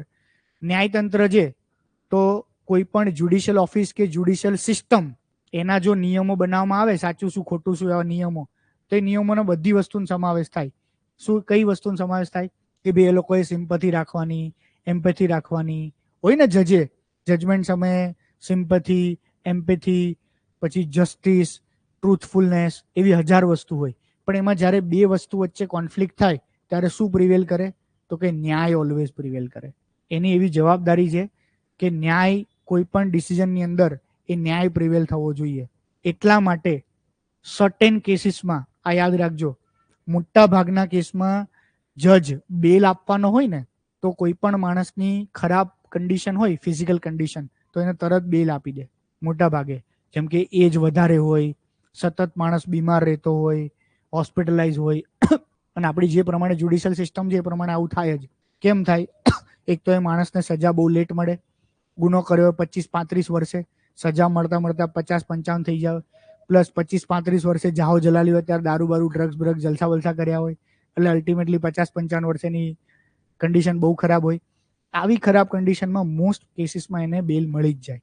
પણ જ્યારે કોઈ માણસે રેરેસ્ટ ઓફ રેર કેસ કર્યો હોય, એવો કોઈ ગુનો કર્યો હોય, ઇકોનોમિક ઓફેન્સમાં મળી જાય, બરાબર ને? ઇકોનોમિક ઓફેન્સ કર્યો હોય ને એમાં મળી જાય. પણ એવો કોઈ ગુનો કર્યો હોય કે જે ખરેખર રેરેસ્ટ ઓફ રેર છે, કાં તો એવું લાગે કે આને જો બેલ મળશે તો જે વિક્ટિમ છે, એક વ્યક્તિ કે કુટુંબ, એને અન્યાય થશે, એવા કેસીસની અંદર જજ ડિસાઇડ કરે કે અહીંયા જસ્ટિસ પ્રિવેલ કરશે, દયા પ્રિવેલ નહીં કરે. એટલે ઇન શોર્ટ કોર્ટ આવી કન્ડિશનમાં ડિસાઇડ કરે કે જ્યારે, એટલે આ હું તમને શેની વાત કરું છું, આ જ મીન છે કોન્ફ્લિક્ટ. જ્યારે પણ કોઈ એક ઇન્સ્ટિટ્યૂટ, કોઈ એક વ્યક્તિ કે ઇન્સ્ટિટ્યૂટ અને વ્યક્તિ વચ્ચે કોન્ફ્લિક્ટ હોય ને, તો ફાઇનલી કોન્ફ્લિક્ટમાં એન્ડ રિઝલ્ટ શું હોય? તો એન્ડ રિઝલ્ટ ડિપેન્ડ કરે છે કયું ઇન્સ્ટિટ્યૂટ છે, કયું વ્યક્તિ છે, અને એના માટે એના પોતાના આ બેમાંથી કયું એક વેલ્યુ એ વધારે સ્ટ્રોંગ અથવા વધારે ડિયર છે. તો ગાંધીજીની લાઈફમાં હંમેશા જેટલા કોન્ફ્લિક્ટ આવતા ને કે આ કરું કે આ કરું, આ કરું કે આ કરું, ત્યારે ગાંધીજી એક બહુ કોમન ચાવી રાખી હતી, સિમ્પલ, કે જેમાં સત્ય હશે અને જેમાં અહિંસા હશે એ ફાઇનલ. એટલે જ્યારે ચોરાચોરી વાળી ઘટના બની ત્યારે ચોરાચોરી વાળી ઘટના ખરેખર એ લેવલે પીક આવ્યું હતું, બધા લોકો એ વાત કરતા કે આઝાદી હમણાં જ મળી જશે જો આને કન્ટિન્યુ રાખ્યું હોત તો. ખ્યાલ છે ને? ઇતિહાસ તો વાંચ્યો છે ને બધાએ, બરાબર? પણ ગાંધીજીને ખબર પડી કે ભાઈ અહીંયા તો અહિંસાનું પાલન નથી થતું, બરાબર? તો કે મારા માટે અહિંસા સૌથી વધારે મહત્વની છે. એટલે ગાંધીજીએ એ વસ્તુ માટે ના પાડી દીધી. Okay, clear? પણ આ જ ગાંધીજીએ 1942માં શું કીધું? કરો યા મરો. તો ત્યારે ક્યાં ગઈ અહિંસા? તો આ પત્રકાર એક બ્રિટિશ, એટલે આ ક્વેશ્ચન બ્રિટિશ પત્રકારે પૂછ્યો ગાંધીજીને, બરાબર, કે ભાઈ તમે તો આજીવન સુધી તમે અહિંસાને મહત્વ આપ્યું, બરાબર, તો કે આ સમયે તમે કોંગ્રેસને કે ભારતવાસીઓને બધાને તમે કેમ આવું કહી દીધું કરો યા મરો એમ, કે તમે કેમ હિંસાનો સાથ આપ્યો? ત્યારે ગાંધીજીએ બહુ સરસ જવાબ આપ્યો કે જ્યારે મારી પાસે બે ચોઈસ હશે ને, કે કાં તો મારે હિંસા કરવી કાં તો કાયરતા, તો કે ત્યારે હું હિંસાને ચૂનીશ. કે હવે પાછળ હટવું, હવે સહન કરવું એ કાયરતા કહેવાય. કારણ કે બ્રિટિશરો એ પોતે રોંગ સાઈડ છે. વોર, જે સેકન્ડ વર્લ્ડ વોર થાય છે અને જે બધી વસ્તુ એક્ટિવિટી બધું ચાલી રહ્યું છે, જે ભારતવાસીઓ ઉપર જે કરી રહ્યા છે, આ બધી વસ્તુ એમ.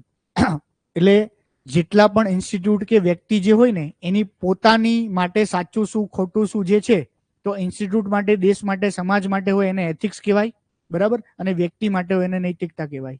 ખાપ પંચાયત જે છે એ ખાપના સમાજ માટે જે રૂલ્સ રેગ્યુલેશન એને કહેવાય ખાપના એથિક્સ. ઓકે. બીજું જૈન સમાજ માટે જે સાચું ખોટું છે એ જૈન સમાજના એથિક્સ કહેવાય, બરાબર. કોઈ ટ્રાઇબલ સોસાયટી માટે સાચું ખોટું હોય ટ્રાઇબલ સોસાયટીના એથિક્સ કહેવાય. મેં સિસ્ટમની વાત કરી, પોલીસ સિસ્ટમ, જ્યુડિશિયરી સિસ્ટમ. પણ કોઈ એક વ્યક્તિ મારા માટે શું સાચું શું ખોટું છે તો એ મારી નૈતિકતા કહેવાય એને. ગાંધીજી માટે શું સાચું ખોટું છે ગાંધીજીની નૈતિકતા કહેવાય. ઓકે. તો મેં અગાઉ પણ આ એક વાત એક્સપ્લેન કરી છે કે પર્સનલ લાઈફની વાત કરીએ કે પ્રોફેશનલ લાઈફની વાત કરીએ, જ્યારે એથિક્સ અને મોરાલિટી આ બંને સિંક્રોનાઇઝ હોય ને ત્યારે માણસની લાઈફ બહુ સ્મૂધ હોય. પણ એથિક્સ અને મોરાલિટી એ બંને જો કોન્ટ્રાસ્ટિંગ અને કોન્ફ્લિક્ટિંગ હોય ને તો એ માણસની લાઈફ એ ક્યારેય પીસફુલ ના હોય. એક સૌથી સાદા 1000 એક્ઝામ્પલ, પણ એક સૌથી બેઝિક એક્ઝામ્પલ કે 1918મી સદીની અંદર રાજારામ મોહન રાય, તો રાજારામ મોહન રાય માટે સાચું શું ખોટું શું અલગ હતું. રાજારામ મોહન રાય માટે વિધવા પુનઃવિવાહ સાચા હતા, સતી પ્રથા ખોટી હતી, બાળ વિવાહ ખોટું હતું, વિમેન એજ્યુકેશન સાચું હતું. પણ આ બધી જ વસ્તુ સમાજ માટે કેટલી ખોટી હશે તમે કલ્પના ના કરી શકો. એ સમયે ખાલી એવું બોલવું કે આને સતી નહીં કરવાની, આને તો બીજા લગ્ન થાય, એ તો બહુ જબરજસ્ત. અત્યારે એવું જ છે. અત્યારે ઇમેજિન કરો કે આપણી આજુબાજુ કોઈ યંગ લેડી છે, એના હસબન્ડની ડેથ થઈ હોય અને 4-6 મહિના વર્ષમાં લગ્નની વાત અથવા તો પ્લાન હોય, તો આપણે શું તરત વાતો કરીએ, શું બોલીએ? કયો જમાનો છે, 200 વર્ષ પહેલા તો શું સ્થિતિ હશે, જસ્ટ ઇમેજિન કરો. તો એની પોતાની મોરાલિટી, પોતાના માટે સાચું શું ખોટું શું અલગ હતું, પણ સમાજ માટે સાચું ખોટું અલગ હતું. એટલે એનું કોન્ફ્લિક્ટ હતું, એના વિરુદ્ધમાં સરઘસો નીકળતા. એની વાઈફ અને મમ્મી જેમાં જતા સરઘસની અંદર, રાજારામ મોહન એના અગેન્સ્ટમાં સરઘસો નીકળે. તો સેમ વસ્તુ આપણે, ખાસ કરીને તમે ગર્લ્સ, તમે જે ઘર જે ફેમિલીમાં જીવી રહ્યા છો, તો એ ઘર એ ફેમિલી એ સમાજના એથિક્સ અલગ છે, સમાજ માટે સાચું ખોટું અલગ છે, તમારા માટે અલગ છે, તમારી મોરાલિટી ડિફરન્ટ છે. એટલા માટે કોન્ફ્લિક્ટ અને સંઘર્ષ થતો હશે. બરાબર? સમાજ એવું કહે છે કે ભાઈ છોકરીએ આવું કરવું જોઈએ, આવું ના કરવું જોઈએ, એને તો 25-28 વર્ષે તો લગ્ન કરી લેવા જોઈએ એમ. સમાજ માટે એ સાચું ખોટું છે. બરાબર? હજી એ સમાજ જે સ્વીકારે છે, સમાજ માટે એક છોકરો 5 છોકરીઓ ફેરવે તો કશું ખોટું નહીં. બરાબર? અહીંયા નીચે જ હું જોઉં, મતલબ આવું મારે એક્ઝામ્પલ ના અપાય, પણ જસ્ટ કહું છું કે હું નીચે જ જોઉં છું કે આપણા ક્લાસનો જ એક છોકરો આજે એક બેન જોડે જાય, કાલ બીજા બેન જોડે, કાલ ત્રીજા બેન જોડે, તો મને આ તો હીરો હારો જોરદાર છે યાર. પણ ઊંધું વિચારો તો આપણે તરત કેરેક્ટર એસેસિનેશન કરીશું. બરાબર? તો સમાજ માટેની નૈતિકતા અલગ છે અને આપણી નૈતિકતા જો સમાજ જોડે મેચ થતી હોય તો કોઈ પ્રોબ્લેમ ના થાય. ઘણા બધા બહેનો એવા છે જે નાનપણથી મમ્મી પપ્પાએ ભણાવ્યું હોય, બરાબર, અથવા તો જે સમાજમાંથી શીખ્યા ને એને પ્રોબ્લેમ ના હોય, એમાં ખોટું નથી. એને એવું નક્કી કર્યું, ઓકે મારે તો આટલું ભણવાનું છે, પેરેન્ટ્સ નક્કી કરે પાત્ર જો લગ્ન કરવાના છે, મારે સરસ એમના માટે ફેમિલી સંભાળવાની છે, મારું એક બચ્ચા પેદા થશે, મારું એક નાનું કુટુંબ હશે અને અમે સરસ જીવીશું. Nothing wrong in that. સમાજ જે પ્રમાણે વ્યવસ્થામાં જે એથિક્સ છે એ એની મોરાલિટી છે, બંને મેચ થાય છે, કઈ સાચું કઈ ખોટું છે જ નહીં આની અંદર. બરાબર? પણ એમ્બિશિયસ ગર્લ છે અને એનું સમાજ, એની સોસાયટી, એના પેરેન્ટ્સ, એનું કુટુંબ કંઈક અલગ પ્રિસ્ક્રાઇબ કરે છે, એના માટે એને કંઈક અલગ લાઈફ જોઈએ છે. હવે કોન્ફ્લિક્ટ થશે. બરાબર? તો કાં તો સમાજને બદલો ને કાં તો પોતે બદલાઈ જાઓ. પોતે કેવી રીતે બદલાઈ શકે? તો સમાજ તો મહિલાઓ માટે ચેન્જ ના થાય ઓવરનાઇટ સડનલી. આપણે એવા સમાજ ઉપર જતા રહીએ જેથી સમાજ આપણને જજ કરવાનું જ બંધ કરી દે. ઓકે? તો સમાજ એવો છે. બરાબર? સમાજની અંદર સમાજના માપદંડો અલગ અલગ વ્યક્તિ માટે અલગ અલગ છે. ગરીબ વ્યક્તિ માટે અલગ માપદંડ છે, અમીર માટે અલગ માપદંડ છે. કોઈ પૈસાવાળા ઘરની, સારા ઘરની છોકરી હશે, એ સારા ઘરની છોકરીની લાઈફસ્ટાઈલ અલગ હશે, સમાજ એને સાચા ખોટા દ્રષ્ટિકોણથી નહીં જોતું હોય. આપણને ખ્યાલ જ છે. તો એક સિમ્પલ રસ્તો આપણી લાઈફની અંદર, આપણે જે પણ સમાજમાં જીવી રહ્યા છીએ એ સમાજની અંદર સોશિયલ વેલ્યુઝ, એ સમાજના એથિક્સ આપણને ના ગમતા હોય તો સિમ્પલ આપણે આપણી જાતને એટલા લેવલે રેઝ કરો, બરાબર, કે સમાજ આપણને ટચ જ ના કરી શકે ને જજ જ ના કરી શકે. તો એથિક્સ અને મોરાલિટીમાં હજી થોડું આગળ વધીએ કે એથિક્સ અને મોરાલિટીમાં મેં તમને વાત કરી પર્સનલ લાઈફની, કે સમાજના એથિક્સ અને મારી મોરાલિટી એ બંને જો કોન્ફ્લિક્ટિંગ હોય તો લાઈફ પીસફુલ ના હોય. સેમ વસ્તુ આપણે જે ઇન્સ્ટિટ્યૂટમાં જોબ કરીએ છીએ એ ઇન્સ્ટિટ્યૂટના પણ સર્ટેન એથિક્સ હોય અને એક વ્યક્તિના પણ સર્ટેન એથિક્સ હોય. એ પણ જો કોન્ફ્લિક્ટિંગ હોય તો એની જોબ લાઈફ પીસફુલ ના હોય. એટલા માટે અત્યારના સમયમાં યુથ યુપીએસસી બીજી ઘણી બધી એક્ઝામ પાસ કરીને છોડી દે છે. બરાબર છે? સારા કેરિયર ઓપોર્ચ્યુનિટી માટે છોડી દે છે, ધેટ ઇઝ ટ્રુ. પણ આઈએસ થી મોટી સારી કેરિયર ઓપોર્ચ્યુનિટી હોય જ નહીં. આઈએસ ની અંદર જે પૈસા, પાવર, જાહો જલાલી, જો એ માણસ પૈસાનો જ ભૂખ્યો હોય તો કદાચ એની અંદર એ નાનું મોટું ઓપન કરપ્શન ને ખરાબ કરપ્શન નહીં, સારું કરપ્શન એક પાર્ટ આવે. સારું કરપ્શન મતલબ કોઈ માણસ 1000 રૂપિયા કમાય છે તેની પાસે 100 રૂપિયા લેવાના. સમજ્યા ને? ખરાબ કરપ્શન એટલે ગરીબોમાંથી લેવાનું. તો એવું કરપ્શન કરીને માણસ કરોડો રૂપિયા કમાઈ શકે. તેમ છતાંય લોકો કેમ જોબ છોડે છે? લોકો જોબ છોડે છે કારણ કે ખરેખર એ જે વેલ્યુ સિસ્ટમની એક્સપેક્ટેશન રાખીને સર્વિસમાં ગયો છે નથી પૂરી થતી. સર્વિસ એની પાસે જે કામ કરાવડાવવા માંગે છે એનો અંતરાત્મા નથી માનતું કે મારે આ કામ કરવું જોઈએ. એટલા માટે ઘણા બધા લોકો સર્વિસ છોડે છે. પ્રાઇવેટ જોબની અંદર એવું થાય, કેટલાય લોકો પ્રાઇવેટ જોબની સર્વિસે છોડી દે છે.